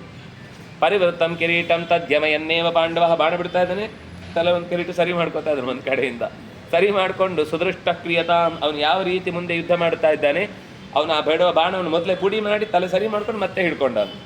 ಅಂದರೆ ಈ ಬ್ಯಾಟು ಅವರು ಆಟ ಆಡುವಾಗ ಮಾಮೂಲಾಗಿ ಆಡ್ತಾ ಇದ್ರು, ಒಂದೇ ಸರ್ತಿಗೆ ಎಡಗಡೆಗೆ ಬಂದು ಒಂದು ಹೊಡೆದು ಮತ್ತೆ ವಾಪಸ್ಸು ಅಲ್ಲಿಗೆ ನಿಲ್ತಾರೆ. ಅಂದರೆ ಒಂದು ಪೋಸ್ಟರನ್ನು ಬದಲಿಸಿ ಮತ್ತೊಂದು ಕಾರ್ಯಕ್ಕೆ ಸನ್ನದ್ಧನಾಗುವ ಚುರುಕುತನವನ್ನು ನೋಡಿ ಎಲ್ಲರೂ ಆಶ್ಚರ್ಯಪಟ್ಟರು. ವಿಧ್ವಸ್ತತೋ ದಿವ್ಯಥೋ ವೈಷ್ಣವಾಸ್ತ್ರ ಮುದೀರಯನ್ ಅಭಿಮಂತ್ರ್ಯಾಂಕುಶಂ ಕ್ರುದ್ಧ ವ್ಯಸೃಜನ್ ಪಾಂಡವೋರಸಿ.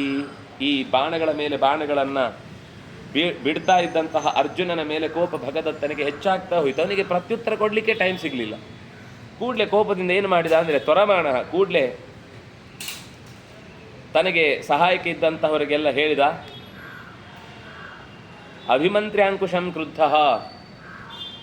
ಇವನು ಕೆಟ್ಟ ಆಯುಧವನ್ನು ಅಭಿಮಂತ್ರಿಸಿ ನಮ್ಮ ಮೇಲೆ ಪ್ರಯೋಗಿಸಲಿಕ್ಕಿದ್ದಾನೆ, ಅಂಥವನನ್ನು ಮೊದಲೇ ನಾವು ನಿಗ್ರಹಿಸಬೇಕು ಅಂತ ಯೋಚನೆ ಮಾಡಿ ಭಗದತ್ತ ಒಂದು ಆಯುಧವನ್ನು ಪ್ರಯೋಗ ಮಾಡ್ತಾನೆ. ವಿಸೃಷ್ಟಂ ಭಗದತ್ತೇನ ತದಸ್ತ್ರಂ ಸರ್ವಘಾತಿ ಸರ್ವಘಾತಿ. ಏನು ಸಿಗುತ್ತೋ ಅದನ್ನು ಪುಡಿ ಮಾಡುತ್ತೆ. ಅದರ ಸ್ವಭಾವವೇ ಹಾಗೆ. ಅದು ಎಂಥದ್ದು ಅಂದರೆ, ಉರಸಾ ಪ್ರತಿಜಗ್ರಾಹ ಪಾರ್ಥಂ ಸಂಚಾದ್ಯ ಕೇಶವ. ಅದು ಎಂಥ ದೊಡ್ಡ ಅಸ್ತ್ರ ಅಂದರೆ ವೈಷ್ಣವಾಸ್ತ್ರ. ಅದಕ್ಕೆ ಎದುರಾಗಿ ಮತ್ತೊಂದಿಲ್ಲ. ಆದರೆ ಅರ್ಜುನನ ಎದೆಗೆ ಬೀಳಬೇಕಿತ್ತು. ಕೃಷ್ಣ ತಕ್ಷಣ ರಥದಿಂದ ಎದ್ದು ನಿಂತರೆ ಅದು ಬಂದು ಕೃಷ್ಣನ ಎದೆಗೆ ಬಿತ್ತು, ಜೋರಾಗಿ ಬಾಣ ಹೊಡೆಯಿತು. ಉರಸಾ ಪ್ರತಿಜಗ್ರಾಹ ಪಾರ್ಥಂ ಸಂಚಾದ್ಯ ಅಂದರೆ ಆವರಿಸಿ ಕೇಶವ. ಅಭವನ್ ಮಾಲಾ ತದಸ್ತ್ರಂ ಕೇಶವೋರಸಿ. ಆದರೆ ಹೊಡೆದ ಆ ಬಾಣ ತಕ್ಷಣವೇ ಅವನಿಗೆ ಒಂದು ಪದ್ಮದ ಎಸಳಿನಿಂದ ಕಟ್ಟಿದ ಸುಂದರವಾದ ಮಾಲೆಯಾಗಿ ಬಿಡ್ತು. ಶುಶುಭೆ ಅಪ್ಯಧಿಕಂ ಶೌರಿ ಅತಸಿ ಪುಷ್ಪಸನ್ನಿಭ ತಥೋರ್ಜುನೋ ಕ್ಲಾಂತ ಮನಃ ಕೇಶವಂ ಪ್ರತ್ಯಭಾಷತ. ಯಾಕೆ ಕೃಷ್ಣ ಹೀಗೆ ಮಾಡಿದಿ? ನೀನು ಯುದ್ಧ ಮಾಡಲಿಕ್ಕೆ ಇರುವುದಲ್ಲ, ನೀನು ನಂಗೆ ಸಾರಥಿಯಾಗಿ ಇರಲಿಕ್ಕಷ್ಟೇ. ನೀನು ಯಾಕೆ ಈ ಬೇಡದ ಉಸಾಬರಿಯನ್ನು ತಗೊಳ್ತಾ ಇದ್ದಿ? ನನಗೆ ಶಕ್ತಿ ಇಲ್ಲ ಅಂದರೆ ನಾನೇ ಶರಣಾಗತನಾಗಿ ನೀನೇ ನನಗೆ ರಕ್ಷಣೆ ಅಂತ ಕೇಳ್ತೇನೆ. ನಾನು ಕೇಳೋದೆ ಎಲ್ಲ ಮಾಡೋದು ಬೇಡ ಕೃಷ್ಣ, ನಾನು ಮಾಡ್ಕೋತೇನೆ. ನನ್ನ ಕೈಯಲ್ಲಿ ಅಸಹಾಯಕತೆ ಇದೆ, ನನಗೆ ರಕ್ಷಣೆಗೆ ಯಾರೂ ಇಲ್ಲ, ಆಯುಧಗಳು ಕೈ ತಪ್ಪಿದೆ ಅಂತಂದಾಗ ನಾನು ನಿನ್ನ ಹತ್ರ ರಕ್ಷಣೆ ಕೇಳ್ತೇನೆ. ಅದು ಬಿಟ್ಟರೆ ನಿನ್ನ ಪ್ರತಿಜ್ಞೆಯನ್ನು ನೀನು ಯಾಕೆ ಸುಳ್ಳು ಮಾಡ್ತಿ? ನಾನು ಯುದ್ಧ ಮಾಡಲ್ಲ ಅಂತ ನೀನು ಹೇಳಿದ್ದು. ಈಗ ಹಿಂದೆ ಒಂದು ಪ್ರಸಂಗ ನಡೆಯಿತು, ಅವನು ಭಕ್ತ ಪರಾಧೀನ, ಅವನ ಮಾತು ಸತ್ಯ ಮಾಡಲಿಕ್ಕೋಸ್ಕರ ಆಯ್ತು. ಇನ್ನು ಮುಗೀತಲ್ಲ, ಇನ್ನು ಯಾರು ಮತ್ತೆ ಸತ್ಯ ಆಗಬೇಕು? ಏನು ಆಗಬೇಕಾಗಿಲ್ಲ. ನಾನು ಯುದ್ಧ ಮಾಡ್ತೇನೆ ಅಂತ ಹೇಳಿದ್ದೇನೆ, ಅವನು ಬೇಕಾದರೂ ಯುದ್ಧ ಮಾಡಿಯೇ ಮಾಡ್ತಾನೆ. ನಮಗೆ ಇರುವಂತಹ ಯೋಚನೆ ಮಾನಸಿಕವಾದದ್ದು, ಅದನ್ನು ವಿರೋಧಿಸಬೇಕಾಗಿತ್ತು. ಅದು ಬಿಟ್ಟು ನೀವು ಬೇರೆಯೇ ಥರ ಅಧಿಕಾರವನ್ನು ಚಲಾಯಿಸ್ತಾ ಇದ್ದೀರಿ ಅಂತ ಒಟ್ಟು ಅದರ ಆಕ್ಷೇಪವನ್ನು ಮುಂದುವರಿಸ್ತಾರೆ. ಹೀಗೆ ಲಾಲಯನ್ಯವರಾಜಾನಂ ಭಗದತ್ತ ವಿಬೋಧನಂ ವಿಬೋಧಯತ್. ದೇವಕಿ ಪುತ್ರನಾದಂತಹ ಕೃಷ್ಣನನ್ನು ಅತ್ಯಂತ ತೀವ್ರವಾಗಿ ನೋಯಿಸಿದ ಬಳಿಕ ಪ್ರಾಗ್ಜ್ಯೋತಿಷಪುರದ ರಾಜನಾದಂತಹ ಭಗದತ್ತ ಮತ್ತೆ ಶಕ್ತಿ ಅನ್ನುವಂಥ ಒಂದು ಆಯುಧವನ್ನು ಸ್ವೀಕಾರ ಮಾಡಿ ಶತಚ್ಛತ್ರಂ, ಒಟ್ಟಿಗೆ 1000 ಕೊಡೆಗಳನ್ನು ಇಟ್ಟುಕೊಂಡ್ರೆ ಬಾಣವನ್ನು ಪ್ರಯೋಗಿಸಿದರೂ ಕೂಡ ಅದು ಮೇಲಿನ ಚಪ್ಪರಕ್ಕೆ ಬೀಳುತ್ತೆ ಹೊರತು ಅವನಿಗೆ ಒಳಗೆ ಬೀಳಲ್ಲ. ಆದರೆ ಇವನಿಗೆ ಯಾರನ್ನು ಹೊಡಿಬೇಕು, ಎಲ್ಲಿಂದ ಹೊಡಿಬೇಕು ಅಂತ ಇಲ್ಲಿಂದ ನಿಂತು ಮಂತ್ರಶಕ್ತಿಯಿಂದ ಹೊಡಿತಾ ಇದ್ದರೆ ಆಚೆಯಿಂದ ಬಂದದ್ದೆಲ್ಲ ಇವನ ಮೈ ಮೇಲೆ ಛತ್ರಕ್ಕೆ ಬಿದ್ದು ರಕ್ಷಿಸಿಕೊಳ್ಳುವುದಕ್ಕೆ ಅನುಕೂಲ ಆಗಿ ಹೋಯಿತು. ಅದೇ ಹೊತ್ತಿಗೆ ಇನ್ನೊಂದು ಸಂದರ್ಭದ ಹೇಳ್ತಾರೆ ಅನಿಸುತ್ತೆ. ವ್ಯಸೃಜದ್ ವಾಸುದೇವಾಯ ದ್ವಿಧಾತಾಂ ಅರ್ಜುನೋಚ್ಛಿನತ್ ಅಸುದೇವಾಯ. ಯಾವುದೇ ಪದಾರ್ಥವನ್ನು ನಾವು ಸ್ವೀಕಾರ ಮಾಡುವಾಗ ಅದರಲ್ಲಿ ಪ್ರಾಣದೇವರು ಇರ್ತಾರೆ ಸ್ವೀಕಾರ ಮಾಡಲಿಕ್ಕೆ. ಅವರಿದ್ದೇ ನಮಗೆ ಆ ವಸ್ತು ಅನ್ನೋದು ಪೂರ್ತಿಯಾಗಿ ಸಿಗ್ಲಿಕ್ಕೆ ಸಾಧ್ಯ. ಅಂತಹ ಪ್ರಾಣದೇವರ ವಿಶೇಷ ಅನುಗ್ರಹ ಅದರ ರಥದಲ್ಲೇ ಇತ್ತು. ಅದರಿಂದಾಗಿ ಅದೂ ಕೂಡ ಉತ್ಸಾಹದಿಂದ ಗಮನಿಸಬೇಕಾದ ಅಂಶ ಅನ್ನೋದನ್ನು ಹೇಳ್ತಾರೆ. ಇದರ ನಂತರ ಈ ಯುದ್ಧದ ತೀವ್ರತೆಯನ್ನು ಮುಂದುವರಿಸಲಿಕ್ಕೋಸ್ಕರ ಗಜೇಂದ್ರ ಭಗದತ್ತ ಆನೆ ಮೇಲೆ ಕೂತವ ಏನೇನೋ ಪ್ರಯೋಗ ಮಾಡ್ತಾನೆ. ಒಂದಂತೂ ಆ ಮಾಲೆ ಅವನಿಗೇನು ತೊಂದರೆ ಕೊಡಲಿಲ್ಲ ಅನ್ನೋದು ಸತ್ಯ. ಮುಂದೆ ಅವನ ಯುದ್ಧ ಹೇಗೆ ಸಾಗಿತು, ಕೃಷ್ಣ ಅದಕ್ಕೇನು ವಿಶೇಷವಾದ ಲಕ್ಷಣಗಳನ್ನು ಹೇಳಿದ, ಅದನ್ನು ಮತ್ತೆ ಮುಂದಿನ ಶನಿವಾರದ ಹೊತ್ತಿಗೆ ನಾವು ಅನುಸಂಧಾನ ಮಾಡೋಣ ಅಂತ ಹೇಳ್ತಾ, ಕಾಯೇನ ವಾಚ ಮನಸೇಂದ್ರಿಯರ್ವಾ ಬುದ್ಧ್ಯಾತ್ಮನಾ ವಾನುಸುತ ಸ್ವಭಾವ ಕರೋಮಿ ಯದ್ಯತ್ ಸಕಲಂ ಪರಸ್ಮೈ ನಾರಾಯಣಾಯೇತಿ ಸಮರ್ಪಯಾಮಿ. ಶ್ರೀಕೃಷ್ಣಾರ್ಪಣಮಸ್ತು. ಏನಾದರೂ